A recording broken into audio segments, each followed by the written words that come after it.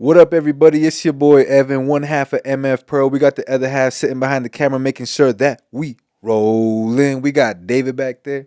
Hey, everyone. Yes, sir. Another Wednesday, more good conversation. Legends only in the building. Live at MFHQ.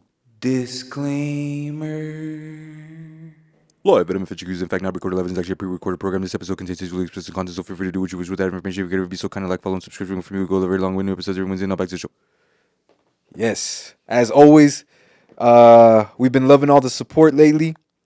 Damn, this is a little bit off top, but I think this episode will be out before the show.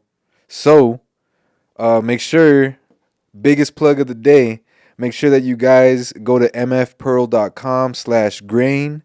Buy some tickets to our 5-year celebration against the grain. It's going to feature live performances from Crystal Poppin, A. Billy Free and The Lasso, along with myself, Groovy Smokes, and my boy Stan Z at Star City Studio, April 13th. It's going to be crazy. Tickets are real cheap, especially for the experience that we're going to present. So make sure you guys go check it out. Anyways, though, but all the support that we've been getting from you guys, love it. Need more of it. So make sure that you guys go ahead and subscribe to the channel if you guys are watching this on YouTube, so you guys can keep up with more MFHQ along with Midnight Sessions. Make sure that if you guys are listening to this on Spotify, Apple Music, Amazon, whatever podcast platform, make sure you guys rate it, share it, save it, show some love if you can on those platforms, and make sure you guys follow us on Instagram to stay up to date with everything that we're doing, all the updates that we have, all the announcements, maybe even some giveaways. Who knows? Who knows? Mac Miller giveaway. Ooh, we're gonna have to mute my mic after that. But yo, man, thank you guys so much for the support. But back to the show, man. Today we got somebody who has been I guess I could say somebody I admire, from a distance, kind of knew of his work, knew he existed and everything. But as we've gotten to work together, he's become a friend of mine, good friend of mine. Just seeing the way he operates in his space, it's really cool because it's very professional amongst, I guess, an industry where people can really be a little casual, a little lax, you know what I mean? A little artistic. But here we get focus, attention to detail, routine. There's a standard of work that I appreciate. And I've had a couple chances to work with him, and it's an honor because of the fact that he's a very experienced producer, engineer, and he's had many opportunities to work with artists from all across the world, including Miguel, and at places such as Sonic Ranch, the legendary Sonic Ranch. He's two-time, as of this recording. I gotta make note of that because it's only as of right now. 2-time Latin Grammy nominated. Will be 2-time Grammy nominated at some point. Manifestations. Speak that into existence. Yes, please. sir. Thank you. 2-time Latin Grammy nominated engineer. We got GABE ESPARZA at the HQ. Yes, sir. Yes, sir. All right. Stock. That's stock applause. Appreciate that, man. Yes, Thanks sir. for the great introduction. Appreciate Freestyle, that. huh? Yes, sir. It took one extra take right now, but for all that you just heard, to get that all in one take is impressive. Thank you, brother. But it ain't no different. You know how it is when we're in the studio? Yes, sir. One take all the time. Improv is how we always go. Yes, sir. That's how we do it. Yes, sir. Oh, man, Gabe. Yo, for the audience, I know I kind of just gave a little bit of a little quick bio, but do you want to just go ahead and explain a little bit how you define your occupation? You know what I'm Okay. saying? Like, how do you describe what you do? How could I simplify it? So my job is to capture performance. And that would be, there's many facets to it. But for me, it's recording. It's working in the recording studio. That's capturing the performance of the artist or the band and getting it to be reproduced to different mediums. That's obviously changed over time, but that's it in a nutshell. Yeah. Obviously, there's a lot more that goes to it. But and I guess another way to explain it is I'm essentially an extension of the artist. So when I work with an artist, I'm just trying to recreate whatever you have in your mind and make it better. And then it also goes a little bit beyond engineering, right, with production as well? Sure. Yeah. And that totally just depends on the hat that I'm going to have to wear for a particular session. Sometimes the session might ask me to just be the engineer and to capture. And sometimes the session asks me to be the producer as well. So Man. it just depends. Gotta read the room, if that makes any sense. Yeah. We've had a few conversations, and sometimes sometimes they'll get a little bit blurry because of the $3 IPAs. You know what I mean? But Oh, I didn't drink IPAs though. oh yeah, okay. You don't A take little advantage too of the bitter. deal. No, Nah, it's a little too bitter for Mondays are my only taste. special for For my me. taste. But I can't really remember if we've ever specifically talked about it. But can you pinpoint exactly where you believe you went into the direction of making music your profession? Yeah, it's crazy because for me it was a crossroads. It was my senior year in high school. Okay. I was actually in ROTC like all high school. Like Pickle? You were in the pickle suits? I was actually Navy, so it was Oh, like damn. sailor Okay, suits, okay. dorky. I But I don't know. was Pickle's a little worse. yeah, probably a little bit. Not saying anything against the ROTC Okay, either yeah, like true, true, true. that. But I was really close to joining the Navy Oh after high man. school. Yeah, I was like super close. Hurt myself my senior year, hurt my ankle, so I couldn't do the physical. And at the same time, I was developing this passion for learning how to make beats. Like another guy that was in RTC with me was trying to be the rapper, and I was trying to be the producer. Like at Yeah. the time, it was like Kanye and Timbaland and all that. So Oh I was shit. trying to be like that. But I was really bad at producing beats, and my friend was not very good at rapping. But along the way, I took that and I just like had this curiosity to just be like better at it. And this is like, tell me your age without tell me your age. Like this is before YouTube and all that good stuff. So I knew of Pro Tools just by reading it in magazines and whatnot, Yeah. and looking it up online. And I just took that curiosity and tried to apply it in my own way. And eventually, like, found out about a recording school, and I felt like that was where I really wanted to go. I didn't see myself and understand what I would want to do in the military. I just developed this passion for wanting to learn more about this thing. And at the time, it was like making beats, but the reality of it was, I guess the reality of it was that I wanted to understand the whole process. I was always like the kid that would look at liner notes when I was little too. So just to see like recorded by, or it would always be like featuring such and such or contain samples of such and such. I'm like, Additional guitar by. yeah. I would look at all that stuff. So that always caught my eye, and I just wanted to understand like every single role. And I just knew that there was more to learn. Like it was definitely not the way that I came about it. So I just like took that curiosity and ended up going to recording school in Arizona, the Conservatory of Recording Arts in Tempe. Hey man. Yeah. What was what was your experience like in university? Were there any moments where it was like, I don't know if I want to do this? You know what I mean? You know, usually that's the time in where you start to question what it is you're trying to Oh, do of and all that. course, yeah. And especially knowing like for me it was early on questioning that. Like I felt like it was way out of my element, out of my comfort zone.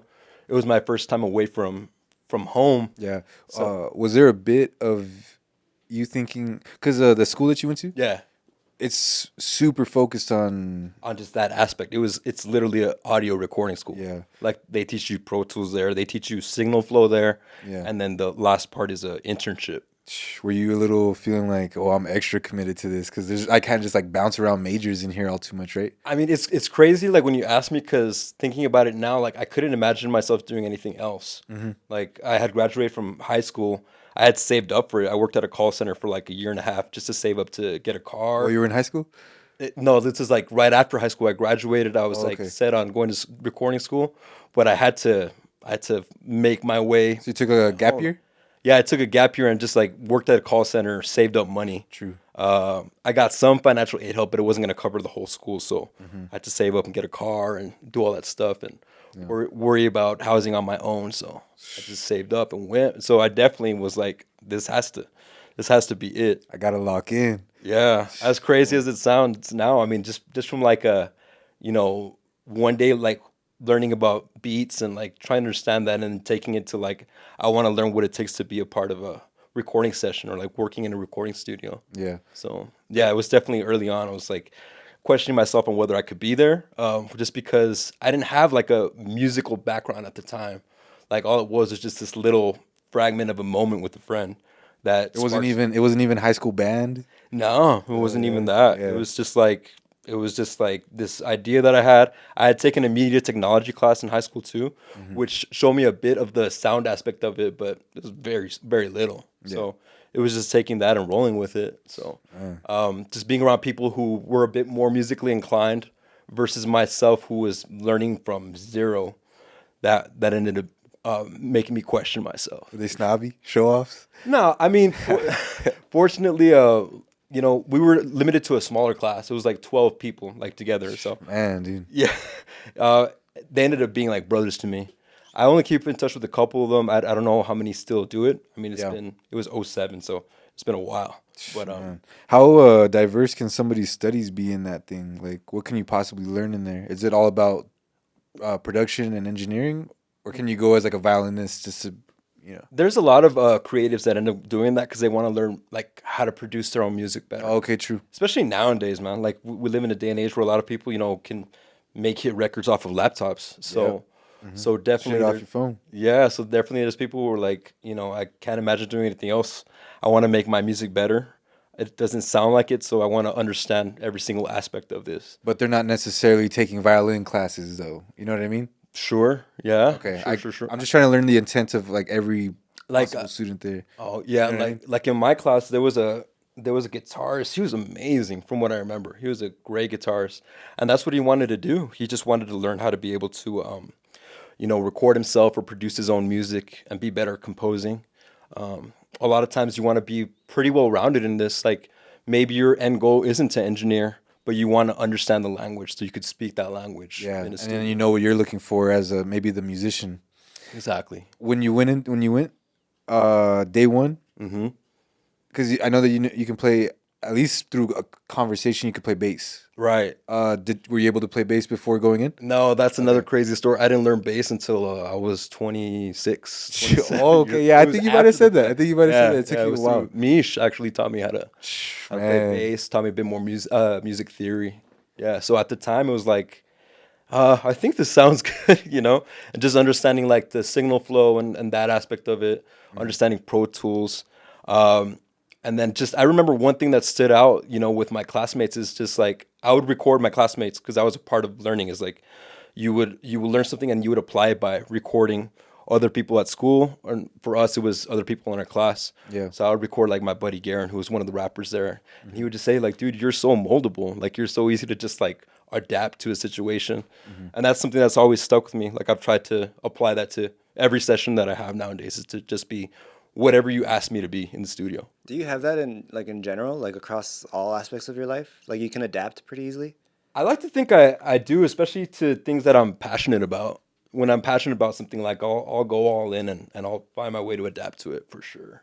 Yeah, I just as I've grown in this, I've seen you're around people who may be more experienced than you and have been professional longer than you, and you just have to like learn how to keep up with them, because they're trying to be as excellent as they can be every day.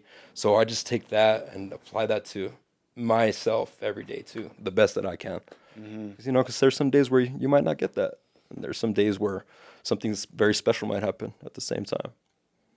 the unpredictable nature of it. Yes, for sure. Ebbs and flows, ups and downs, peaks and valleys. Absolutely, man. You That's got to be able life. to get through the slumps. Otherwise, you don't deserve the highs. You don't deserve I don't know where I got with No, that. amen- I don't know why I amen. got philosophical real quick. No amen to that, It's man. the cognac. But towards the end, you have to do internships. Yes. Is that one of your first experiences? I guess. Yeah. Okay. Let's start there then. Like, what internship did you end up So coming across? I have to add something to this part, just because it's kind of crazy. I had thought about that a lot recently. There was an instructor at school. His name was Jerry Fimbidis. He actually just passed away 2 weeks ago. Man. And I remember it's crazy to think about like the people you're gonna meet in your life and what one thing that they might say like can spark in you. Like I remember he was just talking to us in class one time. He was teaching us SSL, which is a console, a very common console in most studios. He was amazing at it, at teaching it and at using it. I remember he asked me where I was from, and I told him El Paso. He's like, "Oh, Chicos Tacos and all this stuff, right?" And then he mentioned Sonic Ranch, and I had lived in El Paso 19 years of my life and had never heard of it. But it so happened to when he said that for me to just find this, yearning or like curiosity to find out about this place that he was talking about. He's like, "Yeah, that studio's amazing. There's an SSL in one of the rooms. You should check it out." So, God bless Jerry and his family. He passed away. He's Yeah. a great man, but he was the one who sparked where I ended up interning at, which is Sonic Ranch. So, Man, dude, crazy what a enough. Crazy man, enough. dude. R.I.P. Yeah. For real. Sorry to switch it up a little bit on you guys, but Nah, I just had to throw that's that what out. we do at Just Live MFHQ. respects to yeah. people that help you, and I'm all about paying things forward. So yeah, Man. I had to bring that up. Especially how your life turned out, you know, like that was a huge moment right Yeah, there, you man. know? That's crazy. Yeah, because that place has impacted my life in so many ways. So for sure, Very butterfly effect, like, you know? Imagine him not saying it, like, I could have just like ended up in LA, and true. maybe I would have man. it would have weeded out like a couple years into it, because LA life is very tough as an intern, you know? Yeah. So instead I went that route, and I ended up having, you know, the intern life and going through the ups and downs of being an intern, and growing in a studio and experiencing, you know, that part of it. So Yeah. So you go from intern, so you get your internship begins at Sonic Ranch, Mhm. and we'll get there, but a little bit of an early question. Mhm. Has since internship, have you consistently just, you know, been at Sonic Ranch, or have you taken any gaps? Oh, there's been a few gaps actually. Like long enough to be like, okay, I'm not there right now? Yeah. Okay. Yeah, for sure. What was your beginning time like as an intern? I'm Nah. sure it's a whole different experience than now. Oh, for sure, man. I What mean, were you doing? Cleaning dishes and stuff, like stuff like that? it was that. It was and then we were warned about this in, you know, in recording school too. It was like, you know, you're not gonna be running sessions from the You ain't touching the get-go. SSL. Yeah, you're not touching the SSL. Yeah. Like you're gonna be getting coffee, you're gonna be scrubbing toilets, you're gonna be doing all that grunt work. You Yeah. know? And maybe one day, you know, you'll be a fly on the wall in a session, and you know the engineer might have to go take a piss, and you're gonna go in there and jump in and save the day for 5 minutes, and then go back to being a fly on the wall. Yeah. So for me, it was getting coffee, food runs.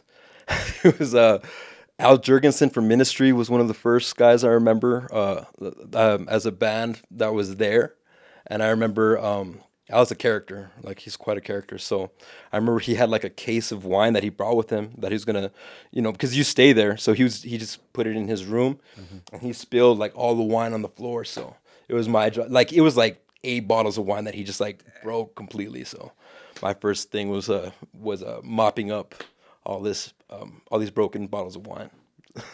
Crossroads. You're just there thinking, damn, dude. I'm like, oh shoot, what did Do you I remember just if it sign up was for? red wine or white? It was definitely red wine. It was red. Yeah.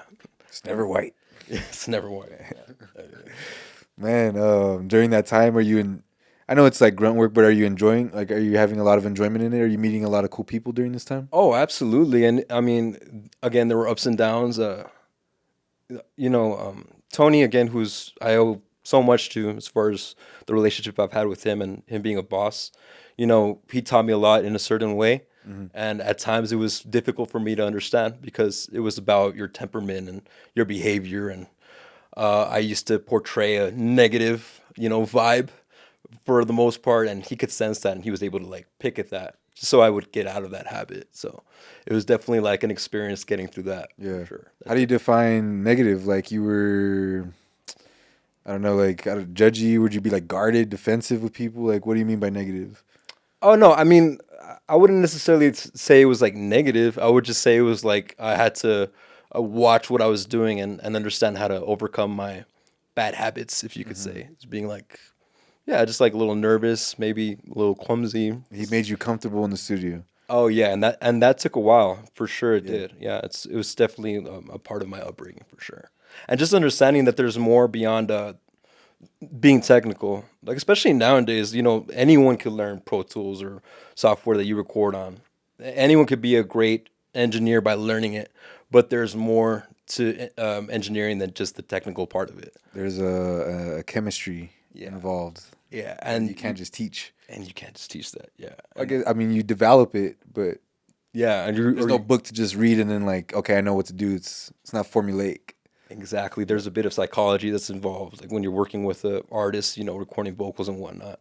And that's like what took a bit for it to click for me. And with what he was trying to show me is like, you have to be able to discern that and understand vibe and how to read a room, know when to speak and when not to speak. Yeah. Stuff like that. Yeah. Has Tony's, since your time interning there to now, has his role also adapted as well? Like during this time, are you kind of like shadowing him a bit, or is it because you're Well, he is essentially big boss, the for owner sure. of the Yeah, yeah. place. So, in a sense, I'm underneath him, but I'm also shadowing essentially the people working there, Like the engineers? lead engineers. Okay. Yeah, yeah, yeah. Is he an engineer of any sort himself at Sonic Ranch, or he doesn't really? He just kind of oversees it at this point. He oversees it, and he's definitely the creative and the architect behind the whole Yeah, thing. I Yeah, feel you. for sure, for sure. I know when he started out, from what he said, from what I've heard him say, in tours and stuff, is that he started out, recording as a teenager there, and you'll see throughout the ranch, there's like certain rooms that have like snakes and stuff that are now like housing. So I'm not sure like what it is about it, but I'm assuming at one point that was a room to record. So and at that time it was a Now you just don't go in there because there's snakes in there. what's You that? said there's snakes in there. No, no, no. What'd you say right now? No, no, no. Now it's housing, like it's Oh, okay. rooms. I thought I heard Because something else. it's basically the largest residential recording studio. Yeah. So a lot of those rooms that snakes, as in a place where you plug in microphones into. Man, The dude, I was wall. like, I was like, thinking wait, what? snakes. Bro. I was like, wait, what? My bad, dude. I sometimes I forget. I'm trying to like dumb it down. but Yeah, The best. you don't gotta dumb it too far down. I just never heard snakes. bad, Now I know. Yeah. Now I know. It's registered now. Yeah, yeah, yeah. My bad, dude. It's locked in. Yeah, like so. There's these rooms that are now strictly for housing, but Yeah. you'll see on the walls there's snakes where you can plug mics into, but Yeah, there's no other side to it. I feel you. My bad. I smacked the mic. Oh, you're good. What is your fly on the wall story where you got to, jump in at some point? Do you have anything like that yourself where the engineer went to go take a piss and you saved the day? Yeah, there was actually one, and it was actually again a bit more nerve wracking, and I think I'm able to be open about it just because I feel like I've evolved a bit, Yeah.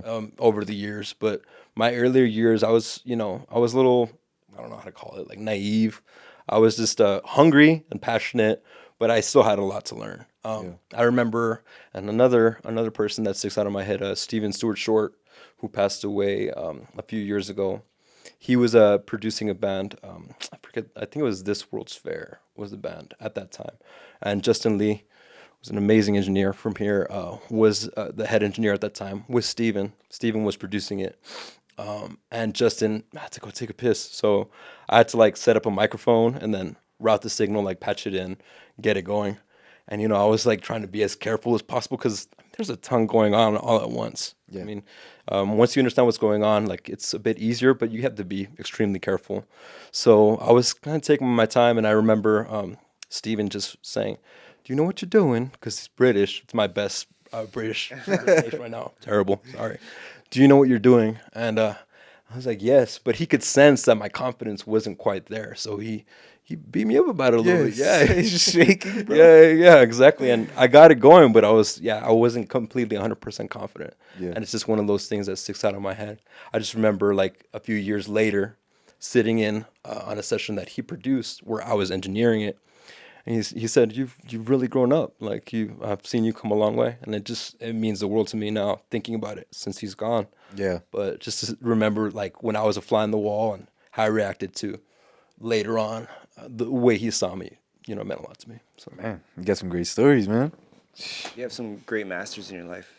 absolutely, yeah, and that's been a blessing for sure. It's like it's one thing to, and again, like I try not to take that for granted the best that I can. Like I take every day as a privilege doing what I do, but there's people who could read the encyclopedia, or there's people who could learn on YouTube. But I've been fortunate enough to be around people I consider like the Michael Jordans of my profession. If you think about it, like if I really mention the names, it's like, whoa, I was able to sit in on a session and learn from them, or just be on a fly on the wall for them. Like that was amazing.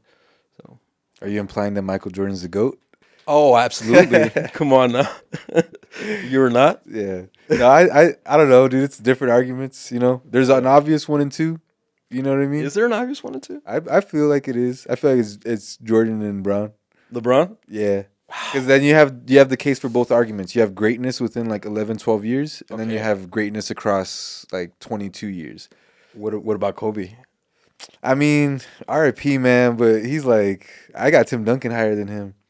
Whoa, interesting. And this is coming from someone who wasn't a Kobe fan when he was at his prime. But Yeah. interesting. Okay, Yeah, that's a man. whole other discussion there. Yeah, dude. But But still, MJ all day for sure. yeah, man, that's crazy. Like, So over time, you're spending some time at the ranch. Mm-hmm.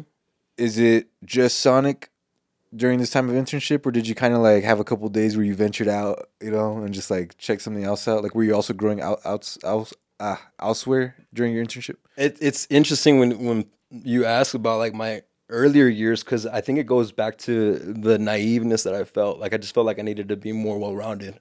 Like I was at a place where, there was like Salvador Dali paintings and whatnot, and I didn't even know who Salvador Dali was. So it's like I felt like I had to go back to school and be a bit more well rounded at that time. So I was interning. I fulfilled my hours for school, recording school, and then along the way, I just decided to also go back to UTEP to get my 4-year degree and intern and do the time when I could. And along the way too, it was crazy. Like it was like I was starting to invest in my own equipment as well, and trying to build my name as an engineer here in town. And that was like slowly building up. It took a bit to get that going. So I think that's when it started shifting a bit. Like I stepped out of interning there, and I was really thankful for my time. And I just went on to going to school and then focusing on my own studio and building that, understanding how to run a studio. So there was that shift, and then it transitioned again later. Man, Yeah. what was your what? Okay, so what were you essentially going back to UTEP for? That was the degree that you were going for? That's like, Yeah, the exhale, man.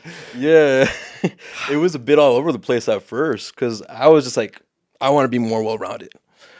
Even though my heart and my mind was always on engineering, like there might have been some outside noises that was happening at that time too.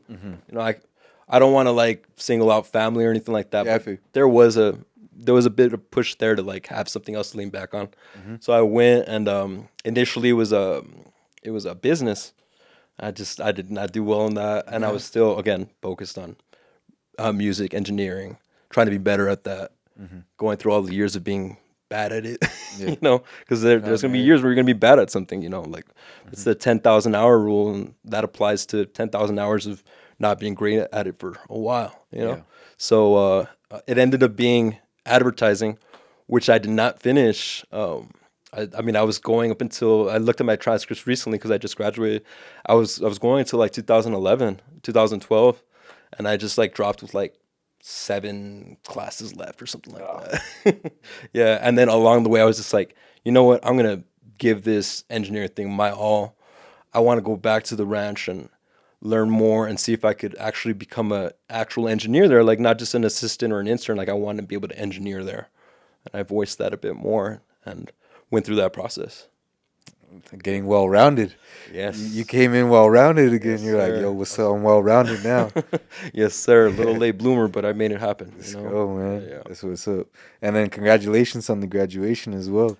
Thank you. So you ended up finishing with advertising still. Yes, Despite I did. taking, I guess, a big gap or whatever you want to call it. Yeah, it was just like a 5+ year break, and I just went in there like unfinished business. I want to finish this. I want to just check this off while I still can make it happen.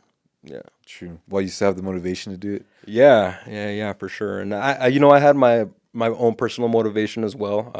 I wanted to honor my dad who passed away, and before quarantine.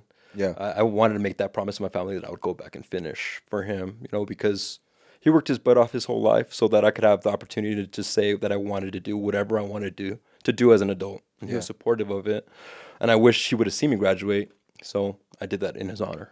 Awesome, dude. And then also to just say that I didn't live anything halfway done. Yeah. Yeah. Oh, dude, congrats, man. Thanks, man. Even more so now. Thank you. I love that there's a lot of purpose behind,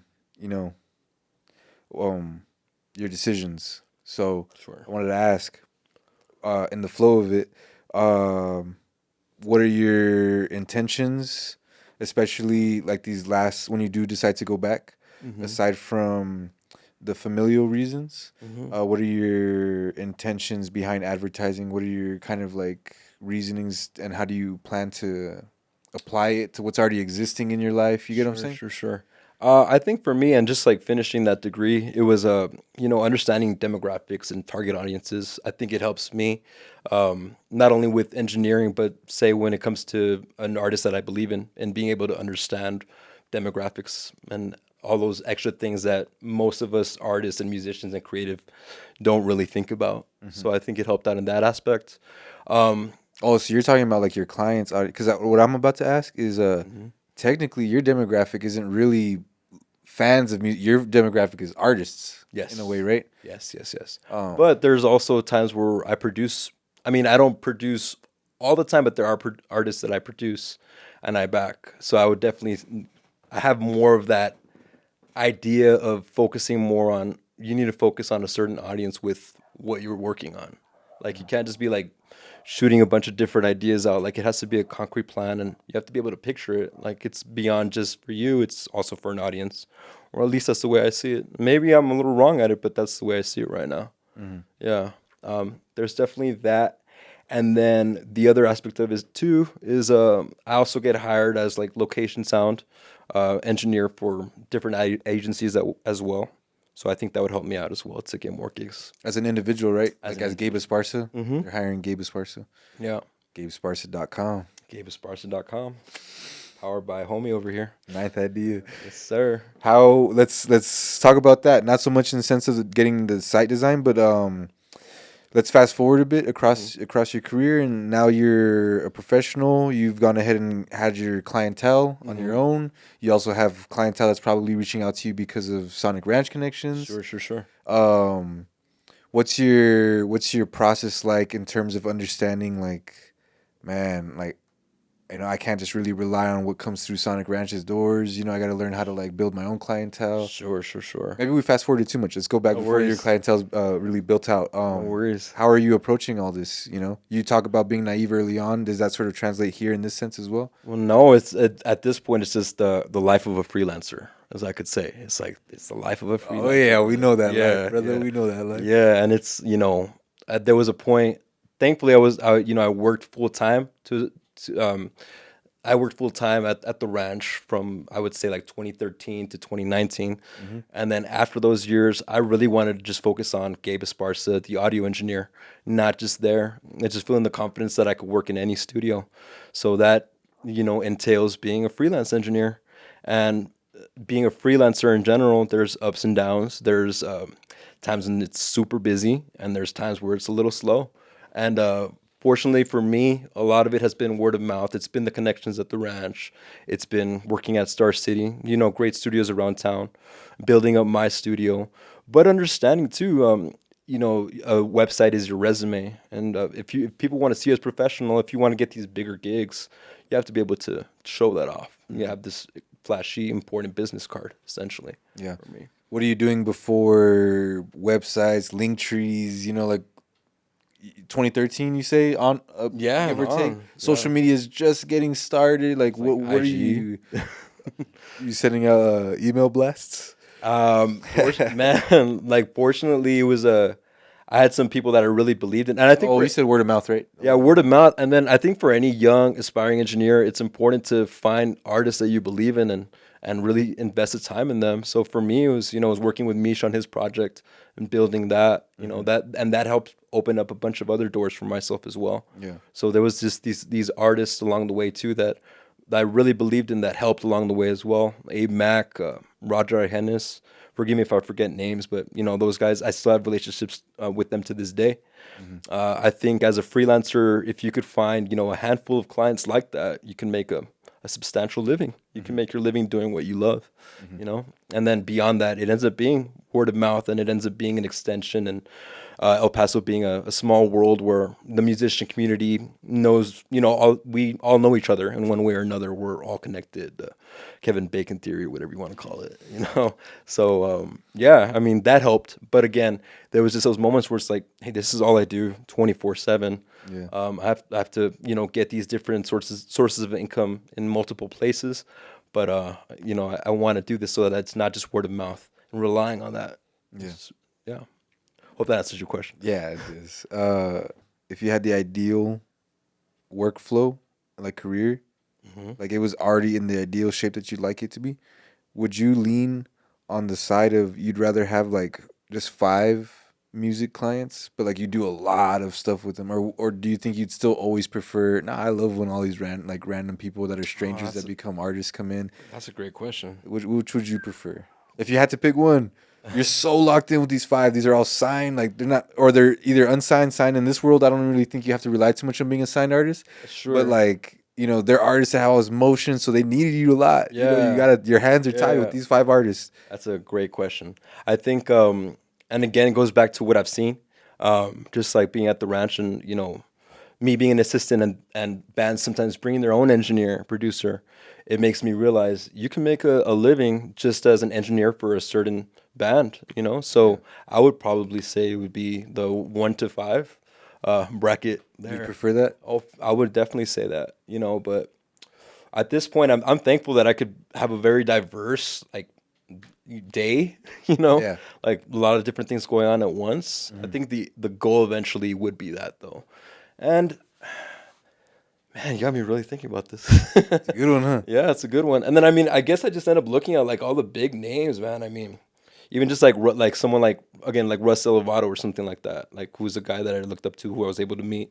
He did D'Angelo's biggest albums, but he also, he mixed for The Roots and did stuff for Alicia Keys and all that stuff too. So he had like his main one, but still doing multiple, and that's just the life I chose. And I'm thankful for it. It's great.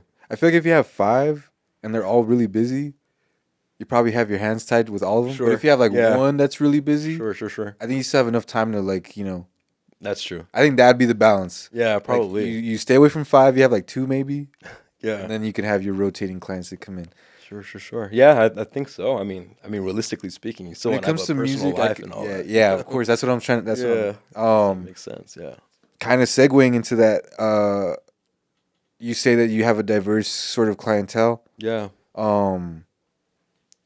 Before we get into fitting in personal life into that, your own music, your own personal endeavors that you maybe like you're working on a project with Mish, for instance, and you guys are kind of locked in on something that's driven by you guys. You know what I mean? Mm-hmm. When you're over here throughout a whole day, going from genre to genre, how do you try to avoid being burnt out when it's time for your own personal music project? Oh, yeah, that's another great question, man. It's not really such a spread of Yeah. disciplines, so you can't be like, oh, well, I'm doing video here, so it's refreshing to jump on this photo shoot for once. It's all music. Sure. And I think it goes back to the positive aspect of being your own boss and finding a little bit of time in between to just reset and like finding your own way of resetting. Like for me, it's still enjoying music just for the love of being a fan of music, and that might be like going to the gym and resetting that way. That's essentially what I did today, man. Before I came here, it was like I had a session all morning. It was a children's project, like a children's album, and it was great. It was a ton of fun. It was a lot going on at once. And then I knew later on I was going to be working on a Spanish pop thing, and I was going to be here. So I wanted to like not go from like being in the studio to like right here. So I just like went to the gym and jammed out to music, and then I came here. So Some Discover Weekly. There you go. What are you doing when you're listening to music as a fan? Are you trying to discover new music, or are you just trying to enjoy what it is that you like enjoy? Lately, it just depends. Like it's in seasons. Lately, it's been like my go-to stuff, at the gym or when I'm like cruising or whatever. Like I'm listening to the same stuff. There's times usually like where I'm at home, like, and I'll just be on YouTube taking a mix break. Then I'll try to find new stuff and just like on YouTube, just like performances and like the Mahogany Sessions or Tiny Desk or Midnight Sessions. Sessions. There you go. Got to throw that in there, man. Heck yeah. I love it. Oh man, dude. Yeah, man. Um, Yeah. So that's been my way of approaching it for me. Hope that answers your question. Is there any other ways you reset, or is like physical, like exercise your? That tends to be a big one for me, like mentally, for sure. That's a great way to reset. What else? I guess this whole journey is like I want to be a bit more creative. Like it's crazy being around creatives all day, and then me wanting to be creative too, or expressive, just expressing in one way or another. I've been like touching on the Rick Rubin book a little bit, and that's a broad term, right? Being a creative. So even if it's like writing, I need to get back to writing a bit more. Like even if it's free writing, taking that, or just getting back to making beats. Even if I don't finish making a beat, just like producing. Because I'm in a room full of amazing equipment at my place, and to just like express myself. That's another way of resetting. But if I I want to feel that get way out of too, the dude. studio, then I just usually it's the gym, or I might watch like something on Netflix or something like that. Low key, you got your plants. Do you ever feel like that's kind of a way? Yeah, You know what I mean? even that space, even my living room in general, for sure. Just keeping it clean, stuff like that. Do you ever feel like you find that therapeutic, or you hate cleaning? My I feel like girlfriend, it's one or the other. my girlfriend will say I hate cleaning. What will you say? Uh, it? I end up feeling Just like there's cussing not under enough his time breath the to- whole time he's cleaning? No, you know what? It's true actually. Lately, I have been like trying to rearrange my plants a bit more, just getting my living room because it's a vibe in there. Oh Get it, yeah, like dude. get it clean, and you should record something in there. It'd be dope. I think that'd be sick. Yeah. That'd be sick, dude. Yeah. I gotta tell you about minutes, man. Foreshadows. So we've been foreshadowing it for like 3 episodes. There's been like 3 different spots. Okay. It was a bit of challenge. It was a bit of a challenge to get you here, to get you into the studio. A little bit. This is just a preface for my question. Okay. And that's because I believe it's because you do have a lot of clientele, a lot of workload. Mm-hmm. How much? I don't even know how we could even measure this. Maybe like let's go through the course of a day, Okay. a general average 24 hours for you. Like how much time are you able to like fit into for like your personal time, and how much do you feel is enough for you to be like, okay, I'm recharged and refueled enough? Do you consider the gym to be personal time, or is that like reset time? Do you differentiate that? It depends on the day. Like today, it was reset time for me, but like usually it's like the first thing that I do, and like It's usually personal time. Yeah, like the mornings might be the time where I don't take sessions, but these days have been an exception because that's the way the schedule has been. Is like it was a 9 in the morning session to 2 in the afternoon. So like usually like 9 in the morning is like my time to go to the gym. Yeah.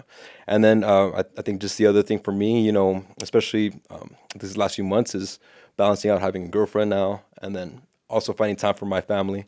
I've been working on being better at that. So, but most days, man, I mean, I don't really take any like actual days off.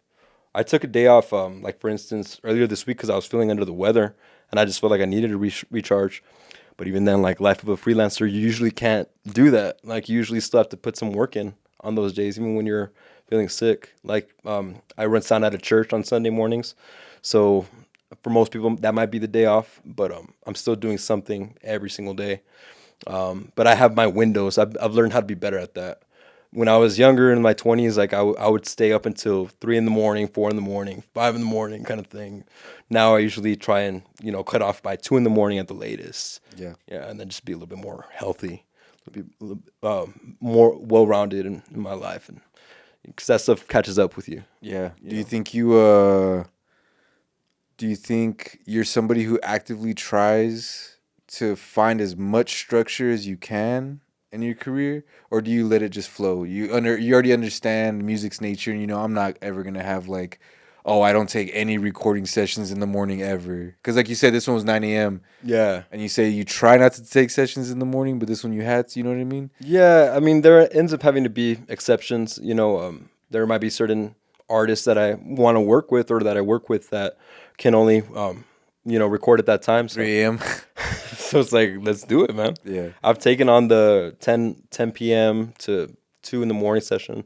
I had a session like that recently where it was we were recording vocals for a song that was going to be on a movie. So it was like, I had to set up for a session at the ranch the next day, but the only time I was able to have was like late at night. So it just depends on what's going on or what I want to take on. And at this point in my career, it's saying yes to everything possible.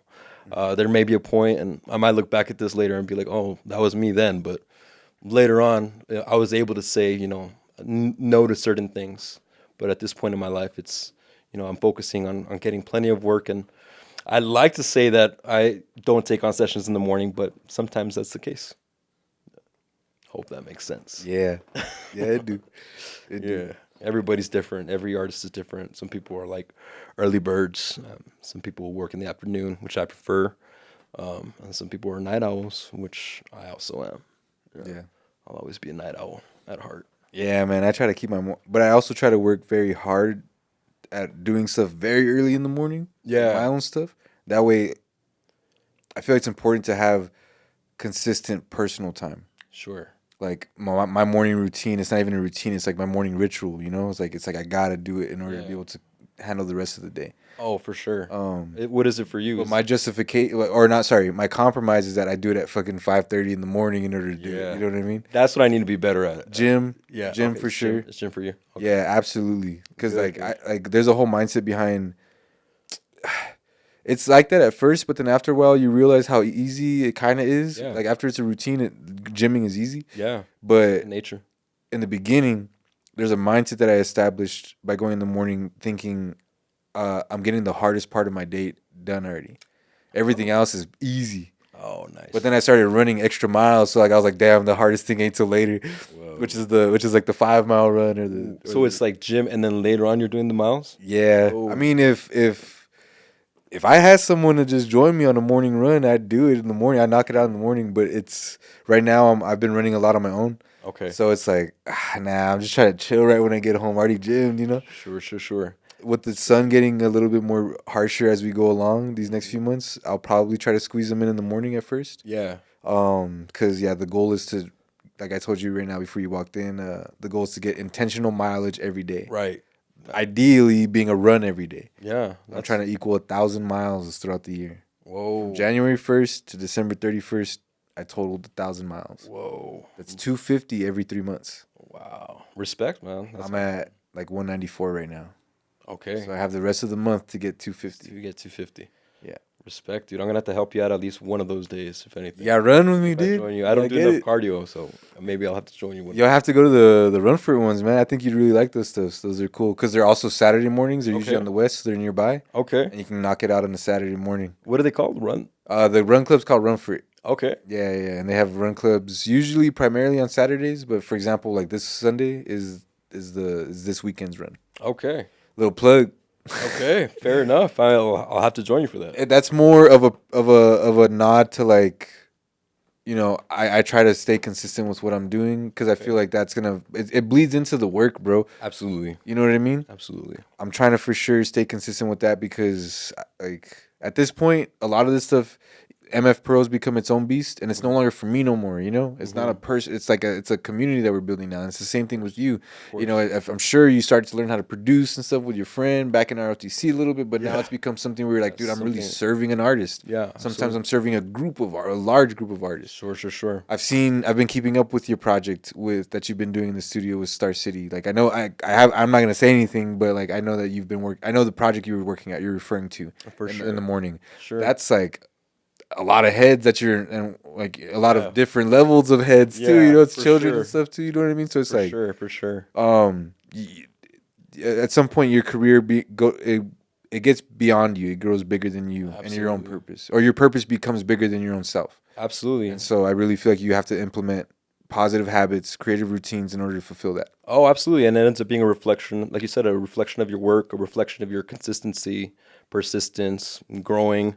You know, like exercising, you start to see like the different details and working out one part of your body and the other. Yeah. And not just being like for instance, me, you know, I can't just be like good at Pro Tools. I have to be well rounded in what I do. Do multiple things. What other DAWs are you pretty good at? I know that a lot of people will say, a lot of people who work with like one software that there's other versions of, a lot of them will kind of say, you know, once you know the principles, you could apply it to any other DAW. For me, that's my preference, and that kind of makes me more of a old school head. Like I'm just gonna stick to Pro Tools. Yeah. I haven't really learned another one, but talking about other aspects, like actually getting down to not mixing so much in the box, like in the digital realm, but like focusing more on mixing it to analog gear, spitting back into digital, doing stuff like that. Can you get technical with me and like explain that a little bit better? Yeah. So, and again, this is something that I picked up just being around engineers that I admired. So, for instance, one of them was there was a analog heat,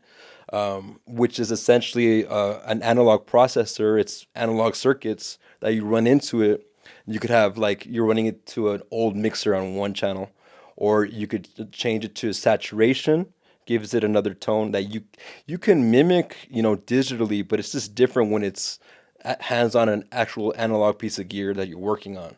So I could run like, say, for instance, drums into that or bass into that and just get a different tone and record it back into Pro Tools in my sense. So it's like extended signal flow for me. As an outsider of this technical realm that we're talking about, when you say analog, are you talking about like you're getting a little bit more of the crackly sound in it? Like, you get what I'm saying? That's like, not. That sounds very like a that's an example of it for sure. dumb assumption. No. I mean, it would just be like these old consoles, like Neve consoles that we're talking about from the 70s. Those are analog pieces of gear. Is that where the Neve room comes in? Mhm. Oh, okay. Let me ask you this then. Okay. It's not dealing, if to simplify it, you're not dealing with ones and zeros that you're dealing with in digital.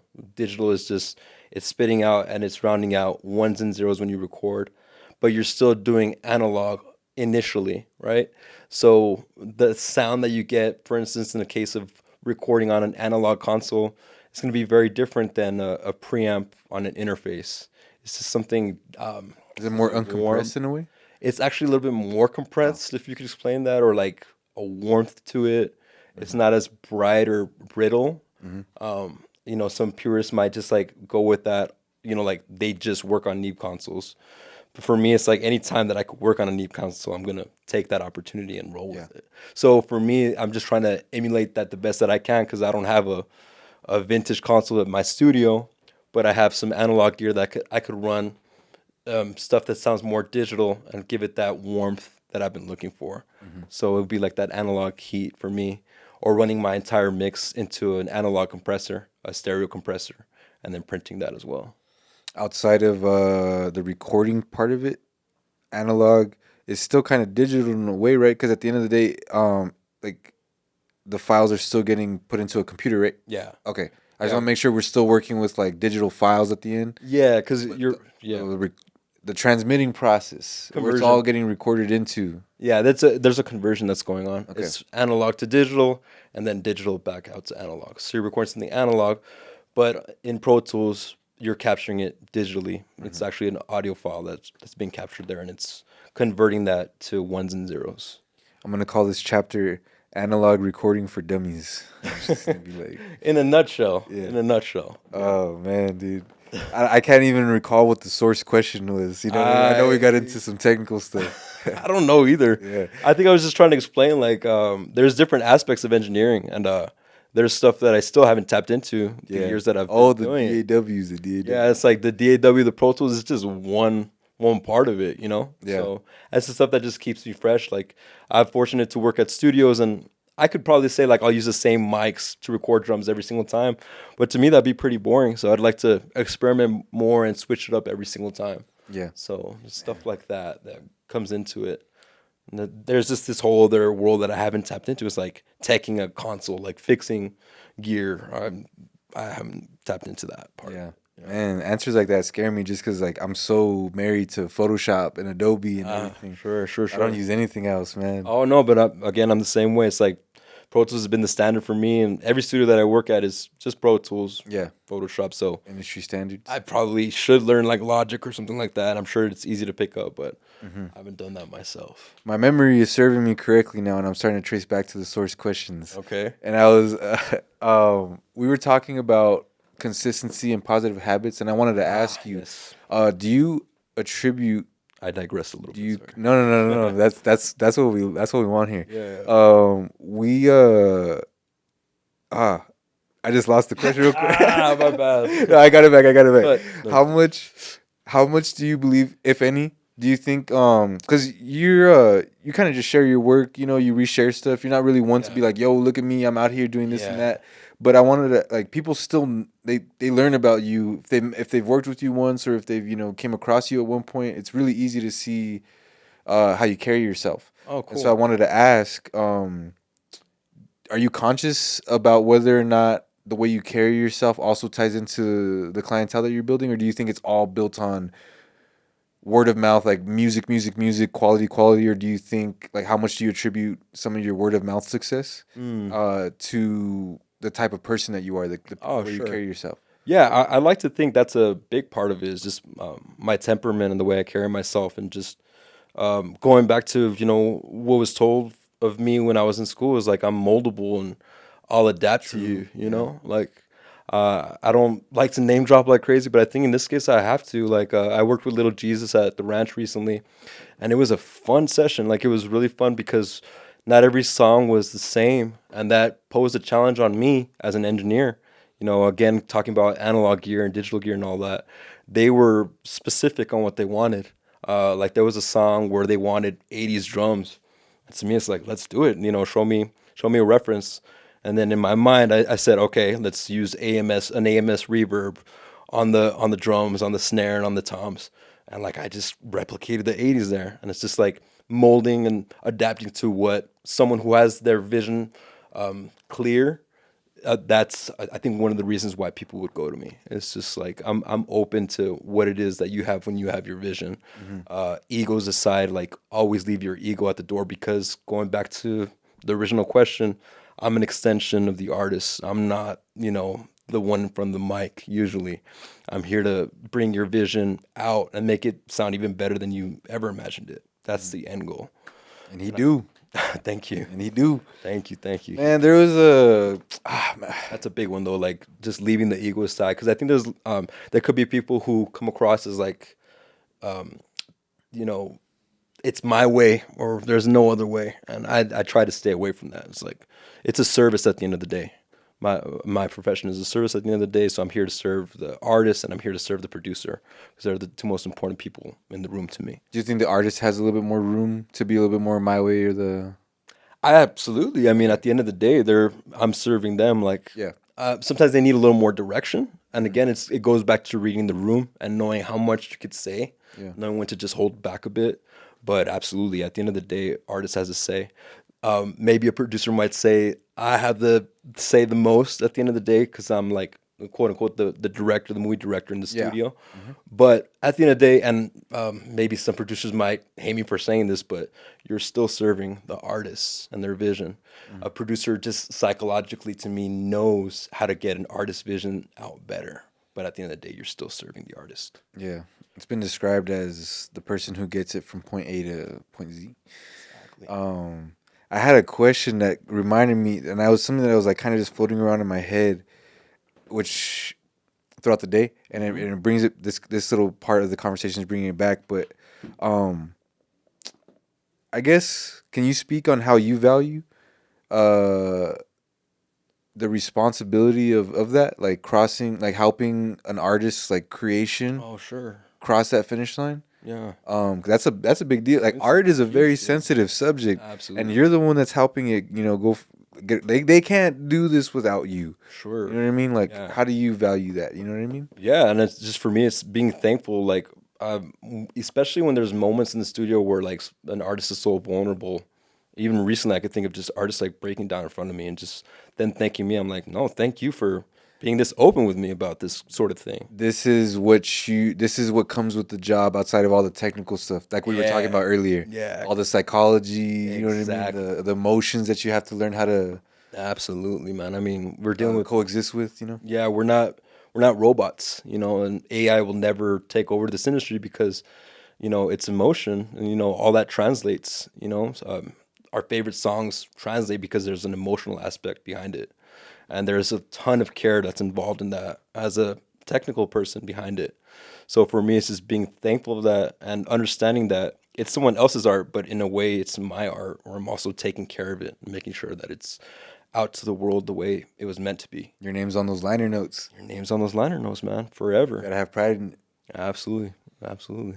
How was it when you first had artists opening opening that door of vulnerability with you? Like, I'm sure you were aware it exists, but it's also different the first time an artist maybe like.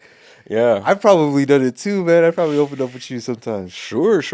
Just like moments of frustration and all that. And Yeah.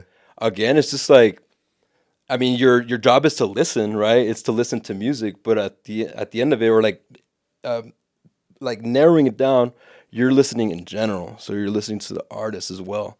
You're listening to what they're feeling, and you're making sure that they're completely comfortable with you. So initially, the first times around, it was it was a little bit uncomfortable on my part. Yeah, for sure. Actually, one of the first ones was Your head up. Just like giving like weird advice and stuff. I don't know if I don't know if I should say this. Maybe you could bring it up to Iris, but She was one of the first girls I ever recorded.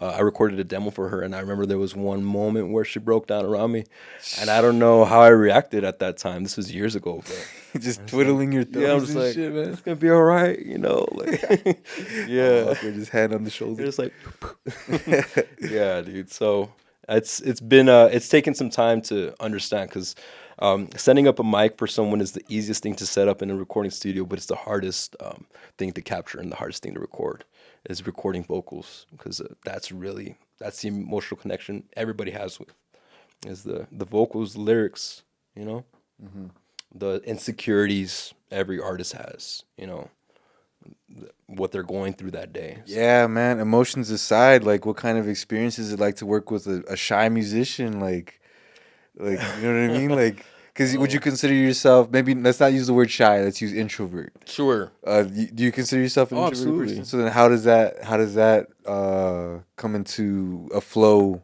How do you break that ice with somebody who's also shy? Like, I just try and talk small talk with them initially. Try and get them going on the mic, so it's not just like, for instance, like a mic check. If I'm recording vocals with them, okay, yeah, just yeah. like kind of like having a conversation. I think I've done that with you, just like having a conversation with you in the booth. It's just so you're. everyone really breaking no ice, man. We extroverts over here. Nah, just kidding. Just kidding. Bro. Yeah, but just understanding, maybe they might be a little nervous and just even just being like, oh, well, let's do a practice run, just to see how it sounds and taking advantage of Pro Tools quick punch mode and not showing that you're recording, but technically you're recording all the time when you're in that mode. So playing it out and then just hitting record at the very end, slipping it out and showing them like, hey, well, I just recorded that for you. But you didn't know. Bet you didn't know, but Yeah. check out how you sound. And then they hear themselves back and it's like, oh man, it's not as, bad as I thought it was. It's actually, Okay, we can do this. we Now can do that this. boom, confidence is up. And just tell them like, imagine you're rehearsing at home in your bedroom, no one around. Just act like I'm not even here. Because again, I'm just capturing the moment. I'm not the one behind the mic, but I want you to feel like you're all alone here, and I'm just here capturing that moment. Because at the end of the day, I'm also just documenting a moment. You said you had to take ego out of the equation a lot. It's a big one. Do you think that's something? I mean, okay, no. I think I can even say, like, I don't think it's something that always comes natural to people. I think you have to kind of like kill the ego a bit over time. Yeah. Do you feel like you've had to do that, or I believe it can be natural. I feel like someone could just be naturally like a humbled person. You know what I mean? Yeah. How do you feel your process was? Do you feel like you had to? Because I guess what I'm trying to lead this question into is what's been your process? 'Cause I know it's had to happen at some point. You gotta like not be a fan of everything. What's been the process at times? If you've ever come across a point where you're like, damn, I don't really like this, but like I got to work through this. You know what I mean? Sure. And just, I mean, for me, it's just understanding this is their art, and I can't act like I'm working with a certain artist that has this name, and then have another artist that might not, and treat them differently. I got to treat everybody the same. That's an essential reason of why I would think people would come to me. It's just that ego aside, and just understanding too. And I think another thing that puts things into perspective to me is being around people that have been doing it 30, 40 plus years. My profession. Like I got to sit with someone that I really admired who started, and I'm about to say my age, but who started engineering, like went to recording school in '86. That was the year I was born. So they got like 20 years on me. So reminding me, like, keep it humble, man. Like, at the end of the day, I'm a student. I'm a professional, but I'm still a student. I'm still learning stuff every day. And that's a joy for me is knowing that I'm going to learn something new every day. And I can learn a lot from whatever artist that I'm working with. What do you think's been your most recent, like, top of mind breakthrough within recording, producing? Like, what do you think's been the most recent? Like, damn, dude, like I didn't know that this whole time. Oh, Damn, top of mind. Top of mind. Can't think about it too much. oh man. Dang, that's a good question. Some SSL stuff. Oh yeah. For me, it's been so I have a badass synth, and it's I've never used the external input into it. It's a Moog. I've never like run like a guitar signal into it. And I could just take like any signal and run it into it and like mess with the filters, like the EQ filters or the delays. So you can synth up a guitar if you wanted to. Yeah. You didn't know you could. Oh, I'm sure knew you could do it. I had an idea that I could do it. I just didn't realize like I could do it and to the extent. So for me, it was learning how to do that and just geek out on that. Imagine synthing synths. Sure. I mean, something like a synth sample. Yeah, no, for sure. Like pitching a synth sample down, making it sound like a whole other thing, or taking like, for instance, I was taking. There's stuff like Arcade. Nowadays, it's a plugin that has like loops, like Splice kind of thing. Okay. Which is like a community of people who create their own loops, and it's anyone could use it. And sometimes you could pinpoint it if you want to be a little snobby about it. You could be like, "Oh, I think this beat used like a Splice loop, guitar, whatever." You could take, for instance, something like that, pitch it down, run it into your synth, manipulate it, and you have a completely different thing. Probably don't have to give credit there, Damn. if you wanted to. So that was a big one for me. What's the YouTube thing? The community creative. I don't know what the law is or whatever. Oh, like just the copyright behind it? Oh, there you go. Yeah, something about creative.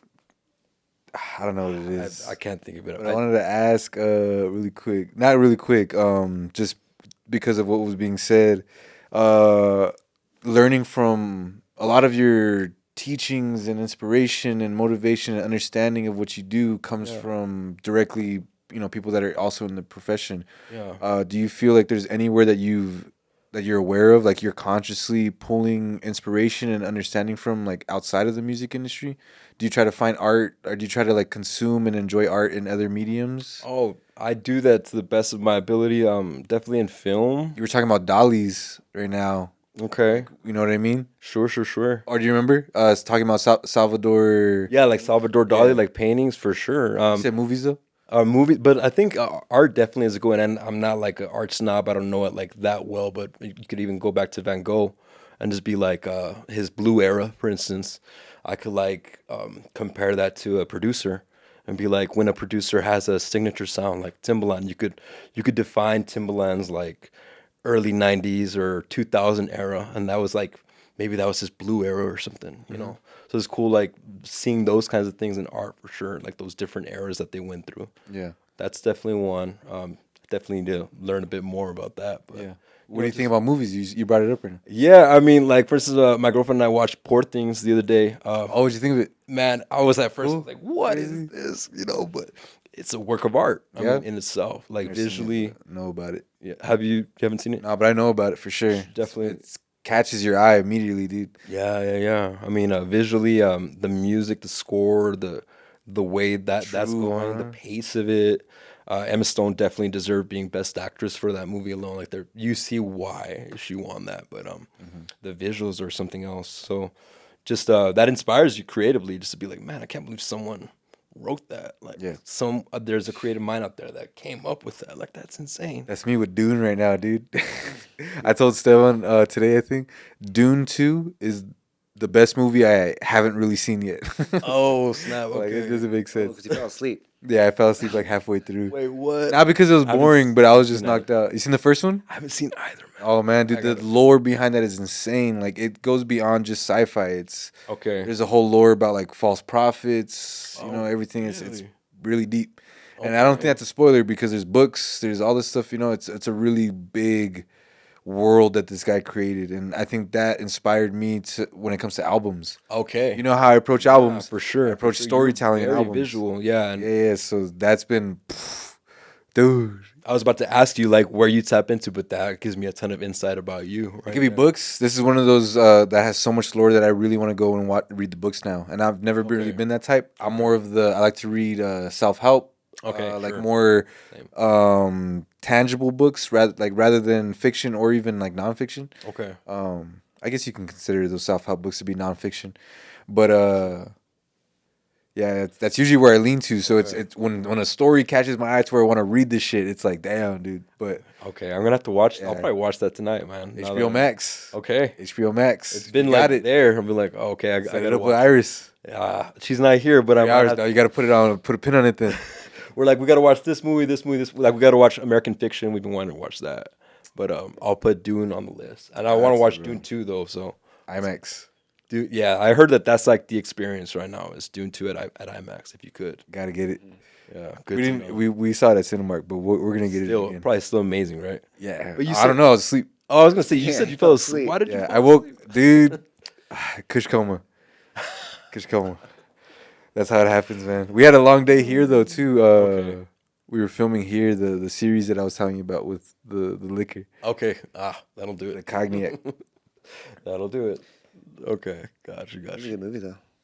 Super good. Yeah, I'll have to check it. Very inspiring. Very Okay. inspiring. Yeah. So, and just to answer, I mean, I think all art is related to each other in that sense. So, definitely movie, definitely film, art when I can. I can't say like I know all my art history, but Yeah. I try to see that too. Just definitely like the themes, and I just relate that a lot to producers for some reason for me. When you're watching movies or TV or anything, and you're paying attention to sound, you know how you being in the world of music. Yeah. Do you kind of stop yourself at just scores and soundtracks, or are you also paying attention to like Foley and shit? You know what I mean? Yeah, I mean that You is. can hear that out too. Yeah, can sure, bring it sure, up. sure. That ends up being fun, man. I got like a pretty cool sound bar at my place for that reason to just like enjoy the. Oh yeah, I can whole- imagine what your entertainment setup is like, dude. Yeah, just you'll have to see it soon, man. I mean, it's not nothing crazy, but Let's put dude on that shit. it's like watch put yeah, it on. Dune or like Interstellar or something. Dude, like, Interstellar, bro. Interstellar, Interstellar, brother. Re-released in theaters. Oh man, yeah. yeah. Oh my god, that's like I've been wanting. I said like that would be an IMAX experience. Yeah, for Interstellar, sure. Yeah, Yeah, it has to be. Damn. That's my second favorite movie of all time, bro. It's up there for sure. Oh, look at us, man. Cool. Space, man. Yeah, I know. I love space, outer space. So that movie, Yeah. being as like theoretically accurate as it could be, blew my mind, bro. That's a great. I didn't even hear about the movie. Somebody told me about it. It was already out when I had heard about it. Yeah, I didn't. Somebody watch tells it me like, either. dude, you heard of this movie? And I was like, nah. But we had just it was my boy Ray. We had just started taking some acid and stuff. So like I was just getting into that, and he said he loved that shit and everything. So I was like, yeah, I'll go check it out. And then when I did, I was like, what in the world, dude? Yeah.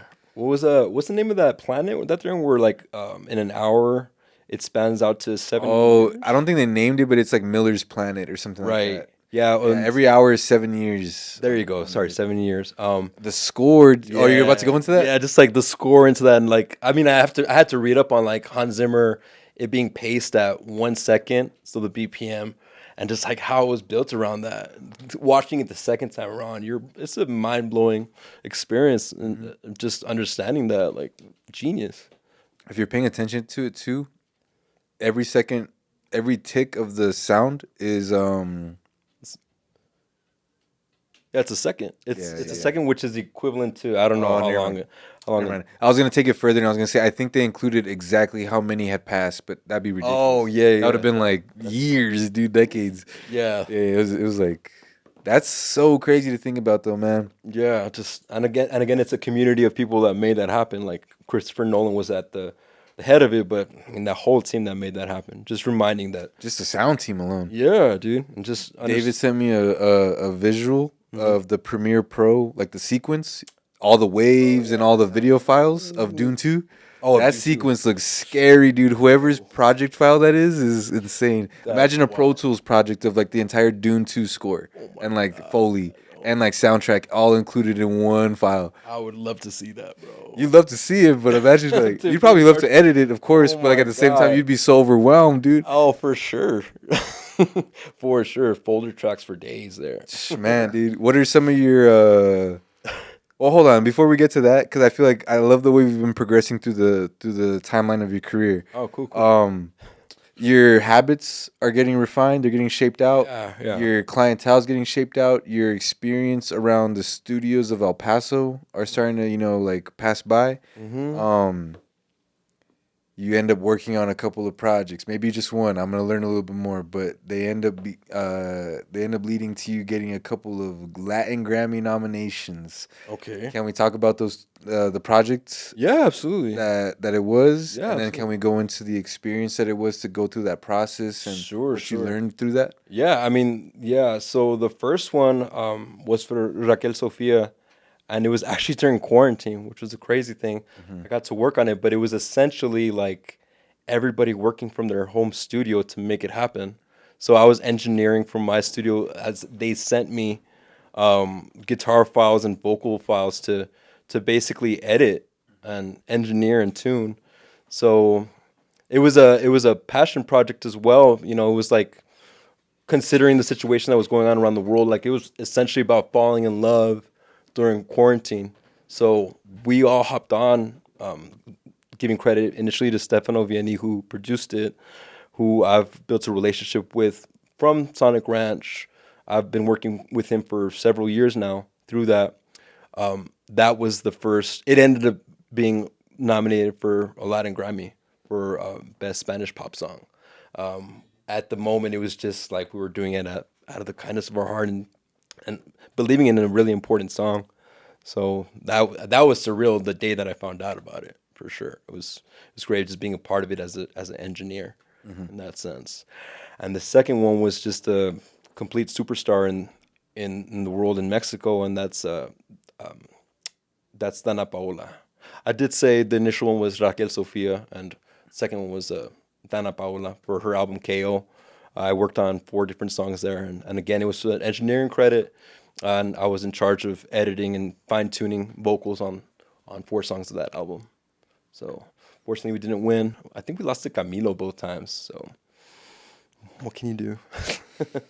What's that process like? Do you just get like an email? Does the artist hit you up and tell you, "Yo, dude," or did you get a formal email from the producer? So I've developed that relationship with the producer Stefano Vianney, who produced both those projects. Okay, yeah. If you follow Gabe, you reshare a lot of the stuff that he'll share first, right? Yeah, I've worked on hundreds of it looks songs. the same a lot. It's very consistent with He's got he has his format for the way he releases things and shows the credits. But I've worked with him on hundreds of songs over the years.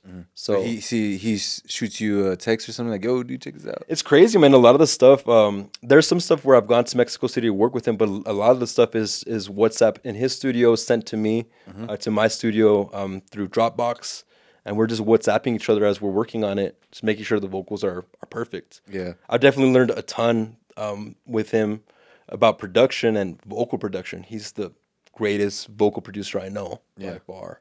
Just his attention to detail, to melody, understanding melody and vocals it's something that I definitely learned from him. So that was the way that came about.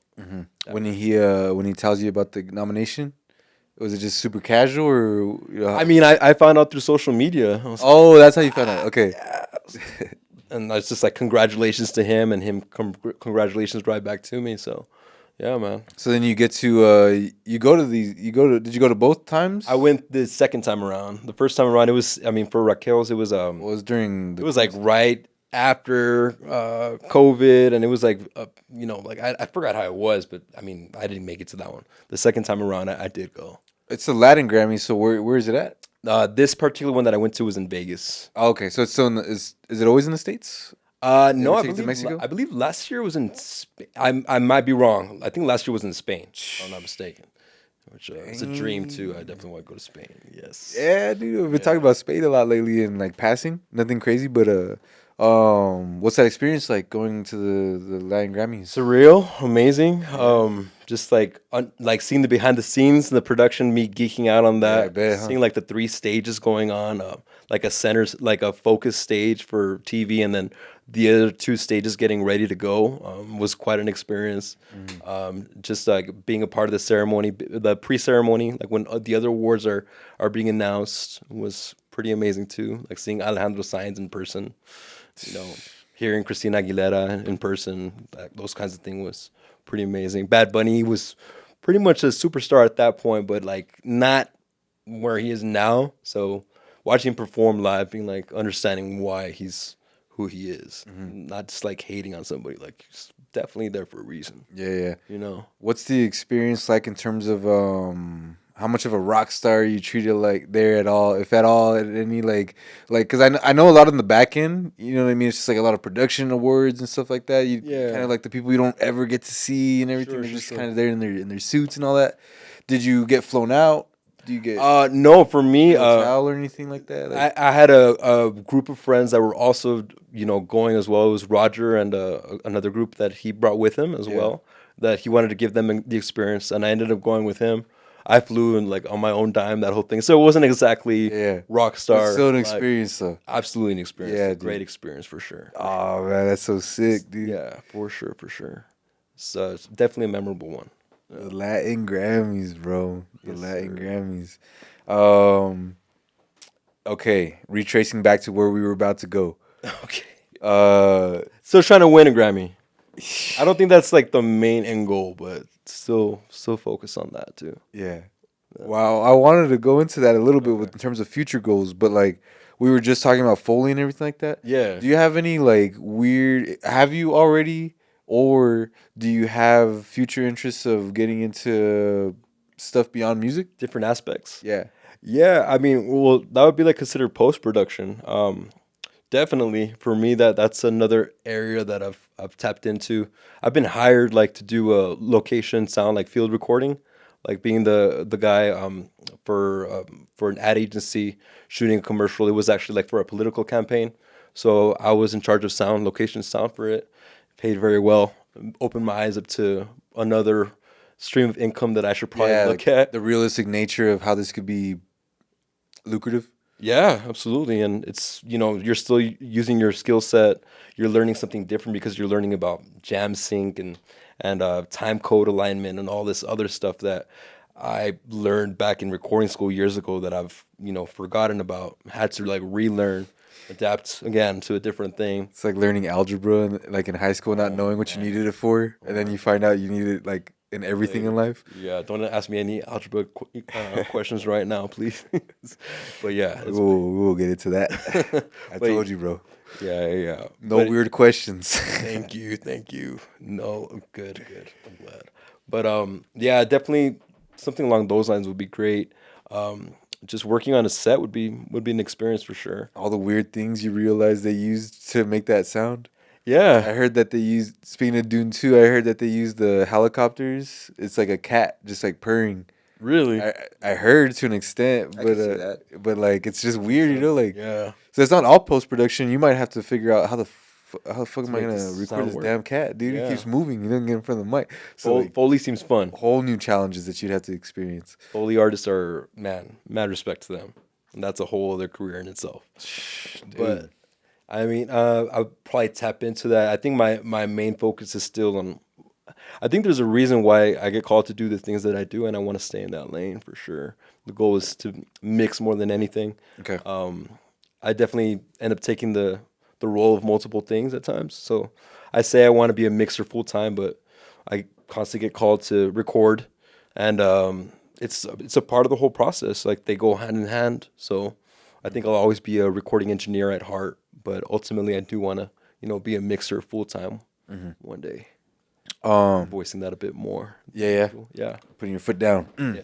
Standards. Yep. Just tell me when you need me to log in, bro, and I'll delete recording engineer, and I'll just put mixing engineer. When that happens, it's progress for sure. Yeah, for sure. There's that I'll always balance. be a There's that recording balance of like having that vast workflow of things that you get to be a part of, but also niching down. Sure. And I think this is the perfect segue because we were Ooh. just talking about how it's lucrative and how it could be lucrative, and what's been your relationship with, I guess, money in terms of like how you've learned how to price your work, how you've learned how to value yourself. Sure. Even if it sometimes means you're being like you're coming off to that up and coming artist who's like, Oh, sure. damn, he's too expensive or That's something like that. You know what I mean? Like, Yeah, how do sure. you navigate through that journey of valuing yourself? Sure, and that might go with just years of like having a vague idea of what your worth is, but over the last few years, I've just really understood that, understood the market around me, not try to undercut anybody or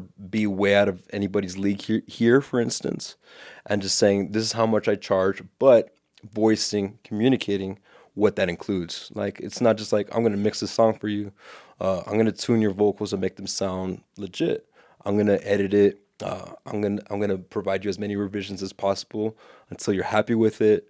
I'll provide you an instrumental. I'll provide you the stems, including everything that goes along with it. Shows people what you're paying for beyond just my experience. So that's definitely helped me in just defining that and voicing that, and it also helps out the market around here as well. I think for many years people would try and like. Get stuff out of me cheaper, more affordable because I wasn't voicing it properly. But I think when I voice it like that, people just understand. It's hard to argue. Yeah, it's hard to argue. I can just be like, I understand it gets expensive, so I could help you half up front to start and half when it's done. But I'm gonna be with you along the process all along the way. So Do you think being in El Paso has made it more important for you to learn those things? Because like, do do you feel like if you ended up in LA or something, you could just fucking charge it and like, Yeah. I don't gotta explain it. Well, yeah, Do you 'cause- think, do you think being in one of those cities builds bad habits? Like you've built good habits because of where you're also at? I mean, I think I'm trying to help out the engineering community as well here, and just like I know I'm not gonna get hired for every single gig. Okay. Yeah, I have engineers that I respect and admire around here. I consider colleagues and friends, and I think that they know their worth too. So I'm not gonna like undercut them crazy. I'm gonna respect around the ballpark of what they charge, So I think that's helped. I think, and unfortunately there are some individuals that go away underneath that, and maybe that messes up the market a bit. But I think it also helps educate everybody around here, like what it takes to get a song to sound good, to get that tangible thing and make it sound great. And it's not like you can mix a song and master it in 2 hours. Like that's just not the way these things work. If I charge like $100 to mix a song and I spend 12 hours on it, because I know that's how much time I spent on it. I mean, Just through experience. how am I supposed to make a living like that? Like I still have upkeep and going back to being a freelancer, You have personal life.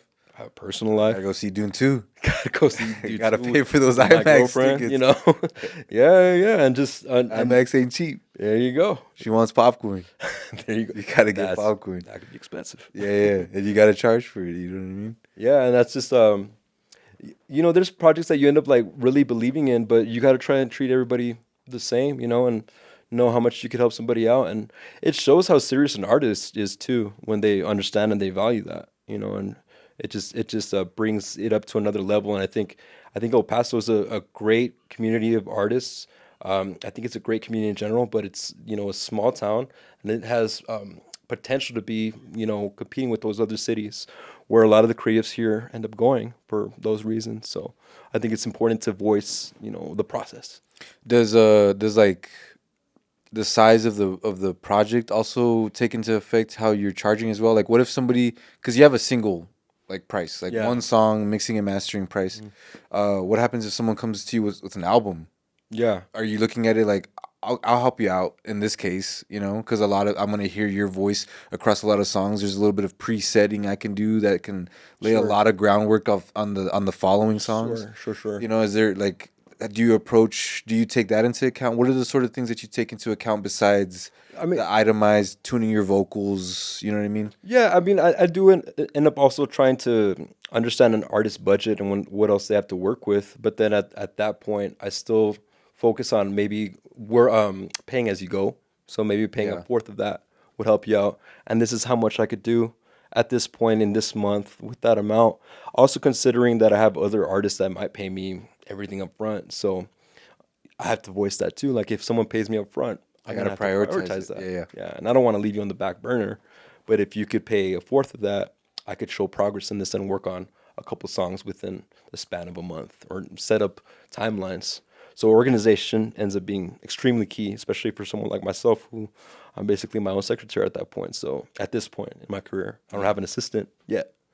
Maybe one day I will, but at this point, I have to be able to structure myself and organize my schedule and know that I'm not just mixing one project every month. I'm mixing multiple, and I'm recording multiple throughout the month, just so that I never feel like I'm leaving someone on the back burner, because that's the last thing I want to do. You're taking meetings every month. Yeah. There's some of that shit too. Yeah. Admin work, if you want to call it. Sales, like I don't consider myself a salesman, but at the end of the day, you are a salesman when you're doing freelance. You have to sell yourself and your work, and just see that you're easy to work with. So you got to take account of all those things. Do you feel like you're gonna bump up your price now that do you have even more education behind you now and everything? Well, You're gonna fight everything you do to add a tax. well, I mean, all jokes aside, man, I don't know about how it is for you, but I had to bump up my prices a little bit just due to inflation and the economy. Yeah. Just everything else is coming Yeah. up. I mean, there's stuff that I pay for every month at the studio. Like, Bread, that's not up. cheese, bro. Like, Should be getting expensive. everything. Yeah. Chicken and all that. No, but like programs that I use, plugins that I use, Subscriptions and all that. gear. Yeah. You got to take all that into account. So I have to bump up my prices a bit. And again, just voicing that, making sure people understand that helps. Nothing crazy though. I still respect the market around here.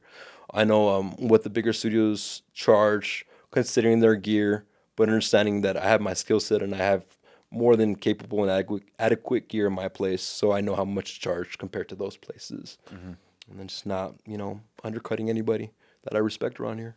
Man, that transparency. You that, have to the be. transparency of a freelancer is something that I think weeds out a lot of freelancers. Oh, cool. Like honestly, Sure.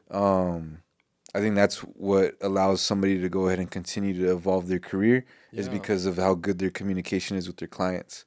Yeah. Because if you ended up getting a lot of people to say yes to you, but you're not following through because you literally can't meet those standards that you're setting, You're burning undercutting bridges. prices, you're burning bridges, you're getting pissed off at your own work, your own industry, because you're like, Yeah. I hate this shit. Well, yeah, because you're freaking not getting paid enough for it, you know? Yeah. So So- you have to know your value. And again, going back to something Tony, at the ranch told me before, your rapport, your reputation is everything. So Testimonials. yeah, man. So So we need to add a testimonial section to the website. there you go. Got you. There you appreciate that. Got Yeah, you. Yeah. So Testimonial section. that's key, man. It's not just being like good at Pro Tools or anything like that. It's your relationship with the artist for sure. If you have a lot going on, just like be in constant communication with them on where you're at with it, just to make sure you're meeting their deadlines. Sometimes artists tend to be a little bit more lax when it comes to that, and it just helps for me to lead the way and tell them, give me a deadline. That way I can meet it for you, and that way I'm not driving myself crazy with the other stuff going on. Do you think majority of the time you're setting the tone of professionalism? Not in a bad way or good way, but like just do you think you set the tone of it? It depends on who I'm working with. Like for instance, with Stefano, the producer I work with, he's very particular and he needs stuff done by a certain time. So I honor that. A lot of times I have to like really talk to maybe someone who's recording for the first time. I got to lead the way on that because they don't understand the process quite as well. That's another part of the job too, is, those artists that are experiencing it the first time and don't really know. I have to know a bit about, uploading it on distribution services and all that stuff, which is, it's a difficult thing, but it's important to be able to voice that and help them out and understand. Yeah. Like, you can't take this rough mix and upload it yet, man. Like, there's a Stop! process. Don't put that MP3 up. Don't do that yet. Yeah. Like, hold up. Wait for the wave, dude. Wait for the wave. There's a whole other thing we got to wait for, because they just get excited. Yeah. You got to voice that. You got to lead the way. So, yeah, it just depends. Again, just like reading the room. Super important. Do you have preferences when it comes to that stuff, distribution? Like if you're gonna, if you have the opportunity to sort of guide someone through their first experience, or where are you telling them to go? I would say DistroKid just because it just seems so easy to Okay. work your way through it for me. Yeah. For you. I know there's a few, but it just seems easy. So. Yeah. They kind of walk your hand through it. Yeah. What's your opinion on? This might be a little bit of speculation, just because I don't know how much involved, but you do have experience through it. So, like, I want to know your opinion. What's your opinion on an artist's approach to becoming a profitable business? Like, do you think too many artists stress too much about like, oh, damn, dude, like they have so many monthly listeners on their Spotify and stuff, not knowing that streams are like the least amount of money you're gonna be making? Man, oh man. I mean, that's a tough one right there. But I mean, I think it is important to build your following. Yeah. It's not, but you shouldn't look at it as your income machine. I think you should look at it as like, oh, this is like my Instagram, this is my portfolio. But for music, this is where people could access all of it. I think it's tricky though because, and again, I'm providing a service, so I don't tap into that as much. But I mean, you have to think about it from an art's perspective. Like they're investing money into studio time, they're investing money into artwork. Yeah, true. Probably a website. They might need help with followers and all that, so they might need help there. There's a bit that goes on, so it's an investment. So you could understand why they're trying to monetize off of it, but it shouldn't be the first reason why you're doing it. Because I mean the I feel like that's the quickest way to get disappointed as a musician. yeah, because to establish yourself, it takes a while. It takes hours and hours and hours of being consistent. That's talking about consistency. You have to be consistent in not only the creative, but learning the business side and learning how to create an audience for yourself, knowing that you're not gonna have everybody as a listener. Like everybody wants the demographic from 12 years old to 60 or whatever, but that's just not the case. You might be a rock band that might not hit here in El Paso, but maybe they'll hit in other countries. So maybe you need to find ways to target those audiences and just focus some time and energy on that. I read a tweet. I don't remember. It pops up a lot because like I don't know, my algorithm just goes in and shows me a lot of stuff with musicians and stuff. Being a musician, and a lot of people will say your city will never be your biggest fan base. Like you need to. Do you agree with that? Absolutely. Yeah. No, absolutely, man. I think that's usually the case. Is like, and it goes You think back. it's because they see you as local, so they're like they just don't support as much in a way because they're not so they're not as much of a fan. They feel it's weird to be a fan of someone like locally. It's weird because I've even met bigger bands that maybe like from New York or Boston or something, and they still feel like they're at their best when they're outside of those cities. So it's like it goes back to getting out of your comfort zone. Like it may be your comfort zone to gig at the same places here, but I mean that's like your friend. I don't know. I might be wrong. This is just like me thinking about it. That's your friends. That's your homies.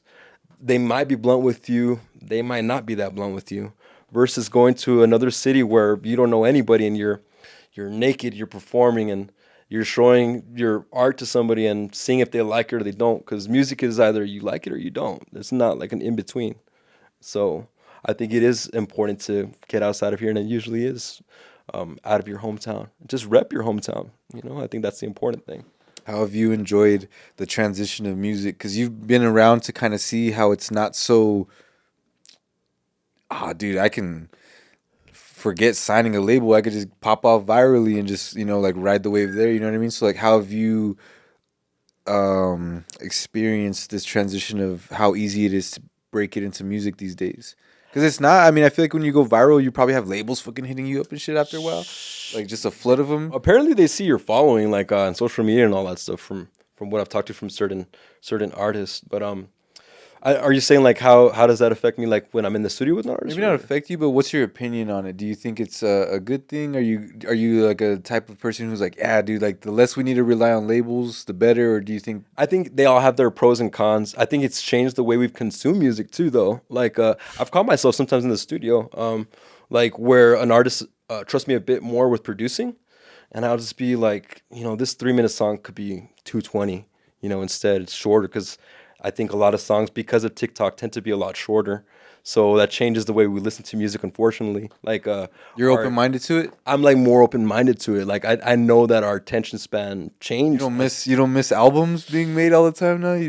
How do you feel about us kind of transitioning into that single culture? It's just I think there's seasons for all this. Like there's seasons in music, and I think like a song back in the day in the 90s, if you were to cut it down to 3 minutes, it would probably change the song completely to its core. Like I was just like hearing like, I don't know, like Black Hole Sun or like Iris from the Google Dolls. If you were to cut it like to 2:30, you'd miss the most dynamic part of the song. And like that was just the sound back then because people were consuming music differently. Nowadays, a lot of people are just consuming it on their phone. Like majority of people don't have fancy speakers or record players.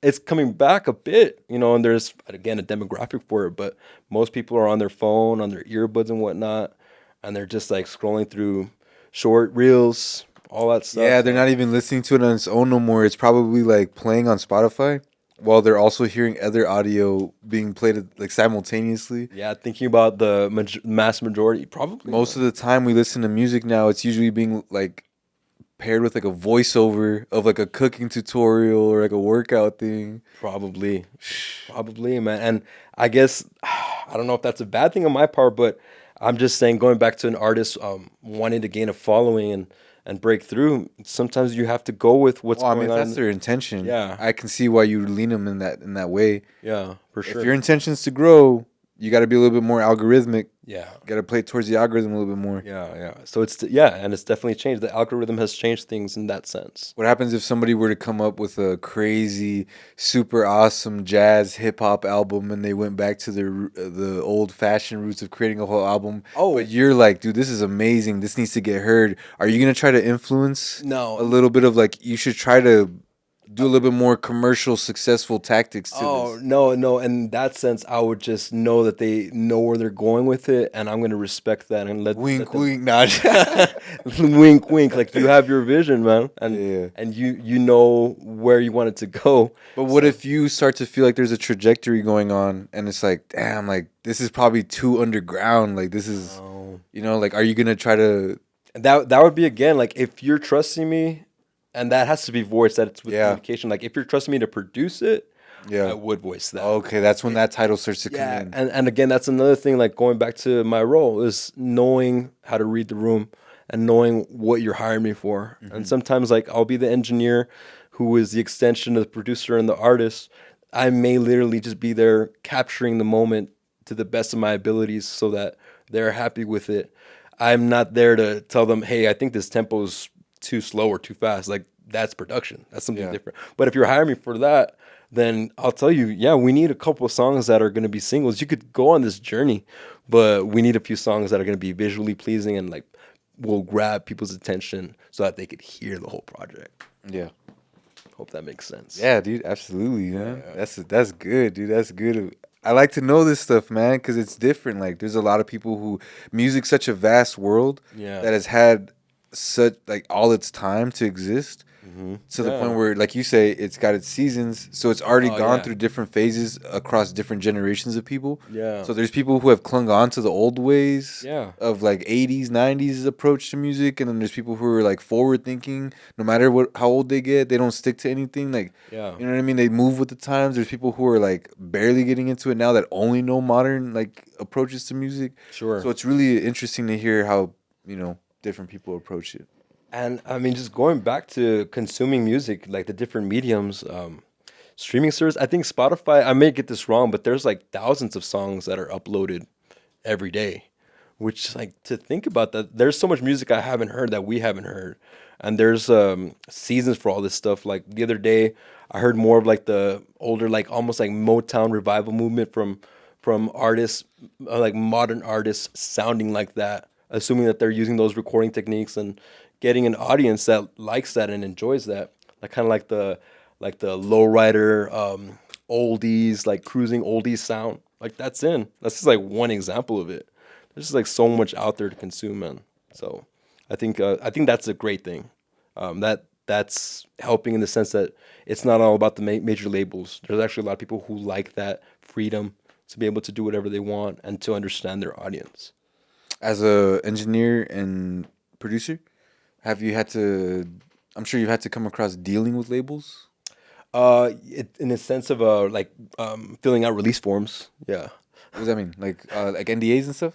No, not necessarily. Like when I get a credit I've gotten credits for recording engineer for certain projects, or like I was a part of a documentary and I had to sign off, that I was a part of it, but I wasn't anything more than my role, if that makes sense. Okay. So to cover everybody in that point. So I was a recording of such and such project for Universal Music or something like that. I've had to deal with labels in that sense, or invoicing them to get paid when I've worked with bigger artists as well, which is fun. I got one question that I would like to close off with. Oh, okay. Unless you're getting warmed up, Gabe, we'll keep going, brother. It's been fun, man. We got 2.5 hours left on this SD. That's implying that's under the assumption we don't have other SDs. But I wanted to ask because I think it'd be really cool with your experience in music and then your experience as somebody who understands credits, liner notes, all the important little details behind what goes into the production of a song or an album or any sort of body of work. Frame this. Ooh. Sequel. Frame. I've done this before where I said frame this. Okay. Frame this as if you're giving advice to an artist. You know, you can kind of see that they're starting to release their music. You know, they're starting to climb up in their career. You can see them taking it serious, but they are still missing like a lot of important stuff that could cover them in the long run. Specifically, what would be the way you'd kind of guide someone, whether it's an intro or you're guiding them through it, like you guys have a laptop together or something, into like making sure that they're properly licensing their own music. You know, I think it's called ASCAP. Yeah, like What would be your approach to stuff like that? I mean, I've dealt with that, and again, working with different artists. Like I worked with a man who's 70 years old, like releasing his first stuff, and I had to school him on that. I'd be like, okay, you have to register your works with the Copyright Office, just to make sure, like, if anyone were to try and steal your arrangement, you're covered, that you were the original, the original composer of that, and you're protected by the Copyright Office. So I schooled him on that. And then also protecting himself as a songwriter, so registering him with ASCAP. Is that like the official? There's a ASCAP, BMI, and I believe it's CSAC is the third Okay. one, if I'm not mistaken. BMI, I think, is the one I've passively heard of. And then Okay. ASCAP is the one that like I was Yeah, in conversation, like, yo, you should do this. You know what I mean? sure. And again, there's benefits to each one. I went with ASCAP for myself, and that's just to protect yourself as a songwriter as well, and possibly as a publisher if you end up going that route, like you want to start your own publishing company, going through that, and then ultimately going through the whole process of uploading it, getting the right artwork, making sure that it's the right format, just so you look legit, and keeping everything consistent, coming up with the name, making sure that it's not registered because that ends up being a problem nowadays. So finding the right name and then making sure that it matches up on all platforms. And again, it just goes back to how much that artist knows or doesn't, like you said. So if the artist has no idea, like in the case of this man, I helped him through that whole process. And again, for me, maybe it's not a part of my job, but in a sense, I wanted to guide him in the right way because he had no point of reference. So that was my best way to help him out along the way, and not just be blinded by it and being like, I have a song that I could show my kids. Like I did it the legit way. How does that you go ahead and when you say protecting yourself as a songwriter, what are you essentially doing when you register something? Do you like upload the lyrics? You upload the WAV file? Like when you upload to ASCAP to certify something or to register, what are you typing in? What sort of information are you giving? Lyric wise, and uploading the wave would be more for the copyright. Can you even copyright lyrics? I heard you couldn't copyright like the title of anything. That's a good. You know what I mean? So like, I wonder if you can copyright lyrics. I believe you can. I mean, I believe there's an option, if I'm not mistaken, where you could also upload the lyrics as well when you copyright a song. So it would be in that part of it. Songwriting would be once you get airplay, covering yourself with royalties and those pennies or fractions of a penny, making sure they go to you as a songwriter. This is if I upload a song and You're registered. 104.3 wants to play it real quick. Yeah. I get a royalty for that, or Yeah, they're keeping track of all that, and that goes back with registering your work, both copyright and as a songwriter as well, and then doing the process through DistroKid man, along the way. that seems so overwhelming as an artist, you know?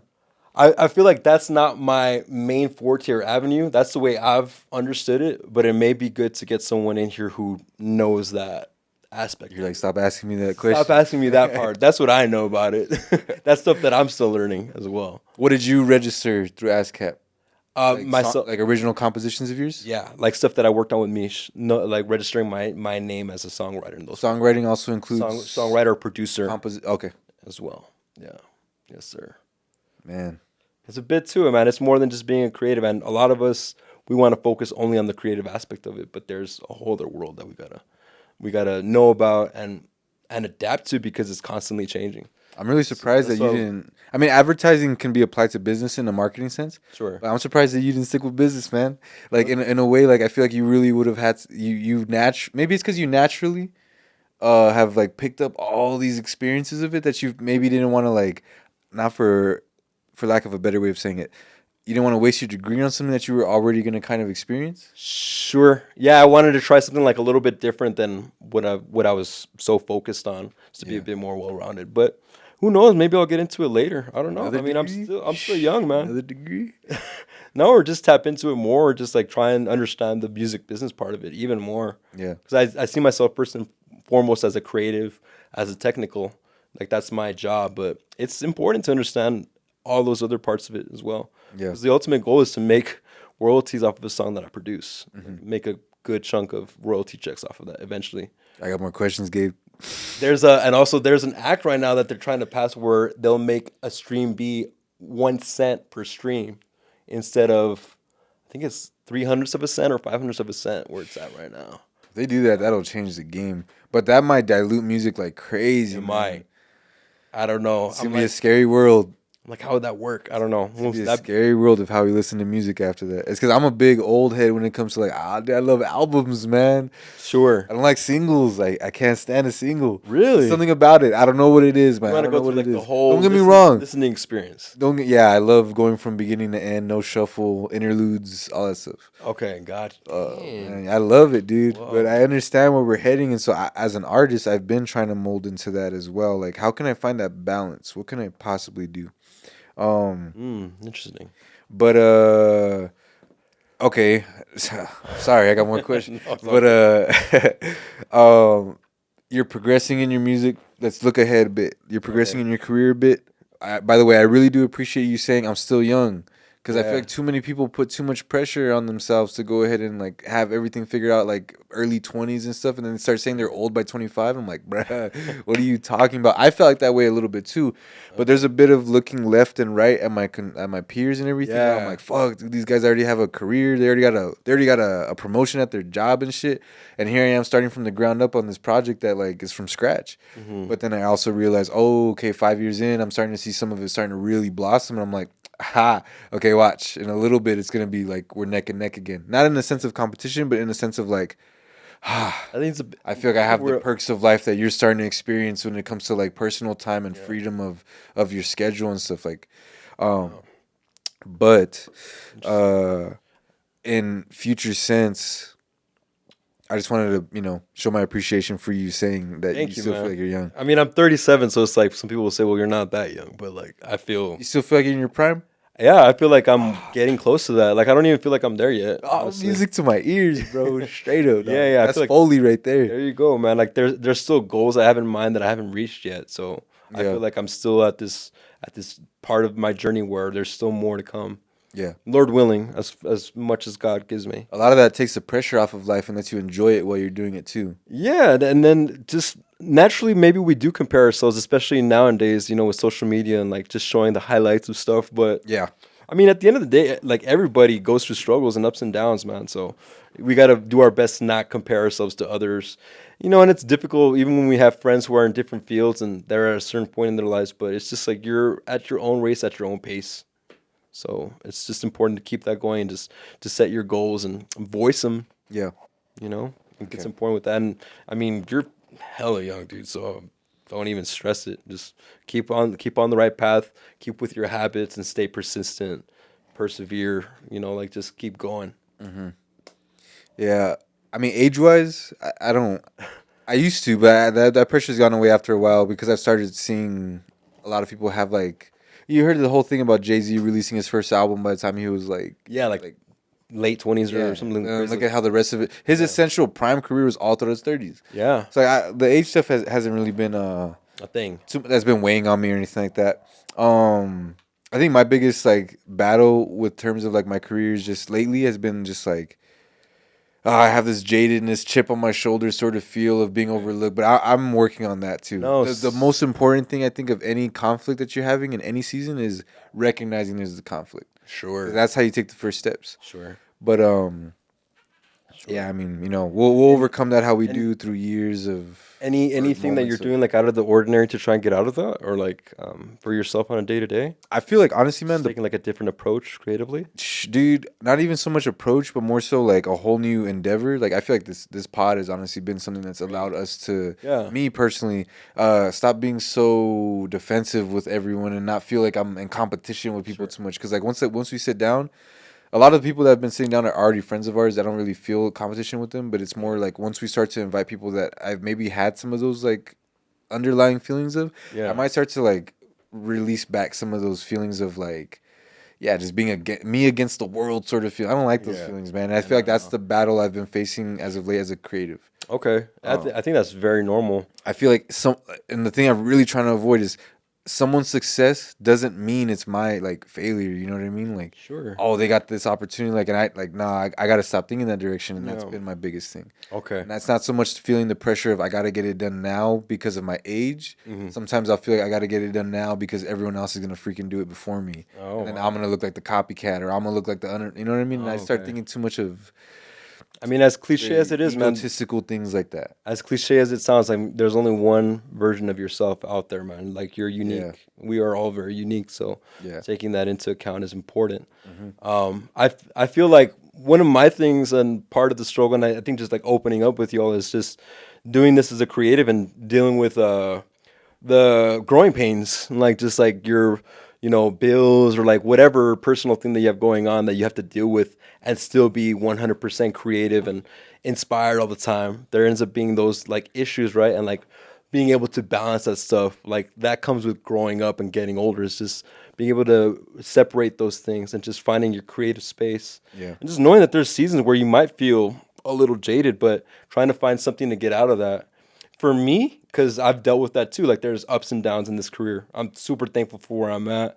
But I think for me, especially lately, like a thing for me lately is I'm adapting to people who have been around this longer than me and keeping up with them and showing that I could be in any room and work with anybody. But something that drives me and like reignites something for me is being around younger cats, like younger engineers, and seeing how hungry they are and like teaching them stuff and like paying it forward. That just like it just like reignites my passion again into a way that I was when I first started learning about this, because I know who I was as the 18-year-old doing this and being passionate to where I am now. Like I still love it, don't get me wrong, but there's those personal things that you deal with along the way that you got to balance out. So just being around younger folks and just sharing your knowledge with them, and then like seeing the aha moment like in their eyes, like that's just like it gets me going, man. It's been a cool thing for me lately. It's been like a great way for me to just like switch it up. So I'm sure for you, the podcast and just like seeing everybody's experiences just like puts everything into perspective for you. Yeah. Yeah, and then that too, man. Like knowing that there's people that I look up to and admire that also have had those experiences just feels like, okay, it's all part of the journey, you know? Yeah. This isn't some unnatural thing that I'm going through that's gonna screw me up and derail me off this path, you know? Like it's part of it. Sure. And I just got to figure out my way of, maneuvering through that stuff. Yeah, I mean, it's like you're not gonna give up on this. Like, No, not at all. right? At this point, it's already got a life of its own, to where it's just like, oh shit, like I'm what you've been called all to my do. effort is pumping into this entity's success now. Yeah, it's a big part of you. It's what you feel like you've been called to Dude, do. it's my personality now. All I do is talk about it. Heck yeah, dude. It's annoying, I know, but No, that's great, man. I mean, you're living it and you're breathing it. Like this is you. yeah. When you got injured, that kept you from joining the Navy. Yeah. Do you feel like that was one of those moments in your life that the reason was so that you can do what you were called to do? Yeah, absolutely. I definitely take those experiences and see it as that. Like maybe there's an alternate universe where I joined the Navy or something, and like I lived a completely different life, Like a commander. yeah, or something, whatever. But I felt like it was the moment where I was looking at my young naive self and being like, do I really want to join the Navy? Like I wouldn't even know what I would want to do for work. Like there's something that I'm learning about that it's just like I'm absorbed by it. I want to learn more about it. So I think I want to do this. I know I want to do this. Like this is it for me. Mm-hmm. Yeah. So that was definitely a turning point for me. I had some other point later on in my life where it was like questioning it, but I still followed through, and I'm thankful that I did. Injury wise, I had a hole in my eardrum at one point during my career, which was crazy. Yeah. That made me question being like, whoa, am I supposed to be doing this? Like I couldn't hear from one ear for like 2 months.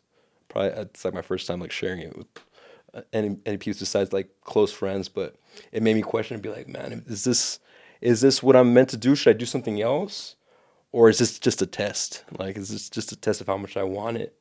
Yeah. And for me, it ended up being a test, and I, persevered through that, and that was like a breaking point for me. That's when I met Stefano, the producer that I work with now. I met him like right after that injury, like just overcoming it. I got to sit in with Jeff Emmerich, the Beatles engineer, right after that as well, and learn from him. Just like my best experiences were after that test, like saying I'm gonna keep going despite this stupid injury. Just tough it out. From someone outside looking in, I can tell that you lived a very fulfilling life. Thank you. And that you do seem very passionate at what you do, and Thank you. you go to bed at night pretty easily. Thank you. Yeah, I definitely do. I feel like a lot of people in their careers pick a career that they can't, that doesn't give it that I don't know, that drive, that fulfillment doesn't give it to them. And I think it's important for all of us to find whatever it is that we're passionate about. And as creatives, obviously, Sure. I feel like it was a little easier for us Sure. because there's always that passion, that storytelling, that wanting to better something, wanting to better someone else, Yeah. the art to it. Sure. And the fact that you had so many hurdles, but you persevered, like it definitely paid off. Yeah, for sure, man. I've had some great moments in the studio. I've had some bad moments in the studio, but it's all shaped me, for who I am to this day. And I just, the older I get, the more I feel just like more grateful, and just I feel like every day is a privilege. Like that changed it for me too when I got hurt. It's just the privilege and the understanding that I could hear. Like, thank God for that. So just taking every experience as that, it just changes the way your outlook is on life in general. Yeah. You seem very positive to me. Thank you. I love your energy, bro. Oh, thanks, man. Appreciate it. Yours too, man. Thanks. Yeah, thank you. Is this just a test to see how bad I want it? Yeah. I like that. Yeah, man. I'm close on that. Thank you for having me, bro. Dude. It's been great. This has been amazing.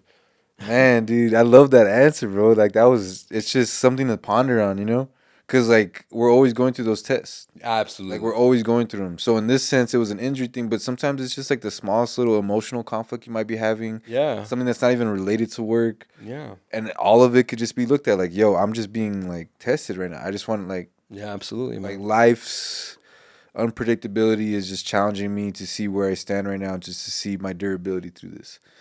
And just realizing that there's more to life than just yourself. Like, you're just an extension, you're just an extension of a greater being. Yeah. So, how could I do my part in all of this? Yeah. Just like egos aside, man, Uh-huh. One thing I do like to try to answer and like live by is I feel like all of us, our very basic primal purpose in life is to extend the lifespan of humanity.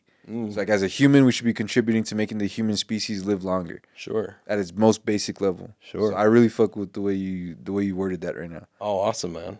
Awesome. Thank you. Gabe Esparza, bro.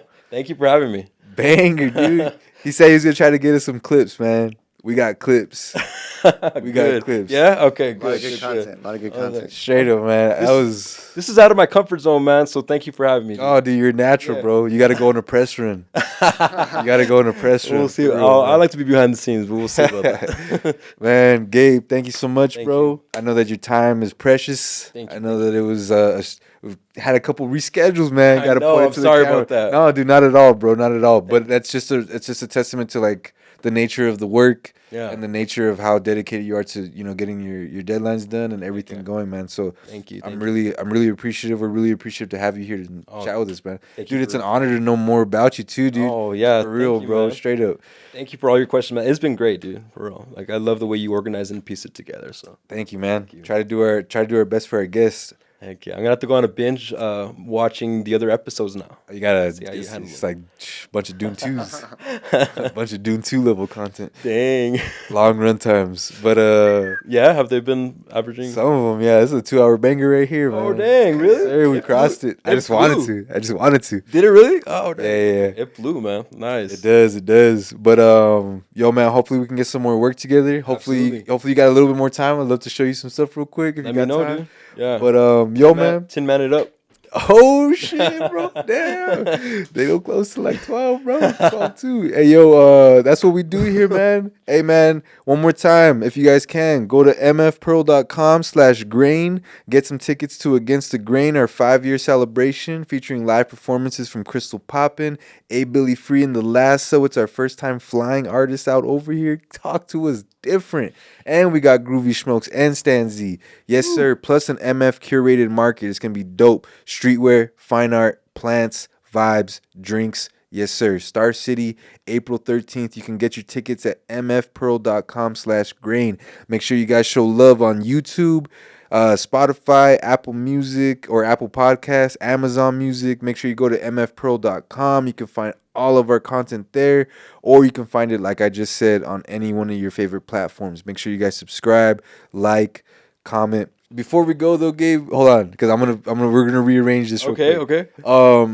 where can an artist that has a song that they need to get mixed or they want to work with you through the whole process, where do you want them to reach you at to get that started? I want to get as much traffic as possible to my website, so it's www.gabeesparza, GABESPARZA.com. You can see my work there, and you can follow me on IG through there.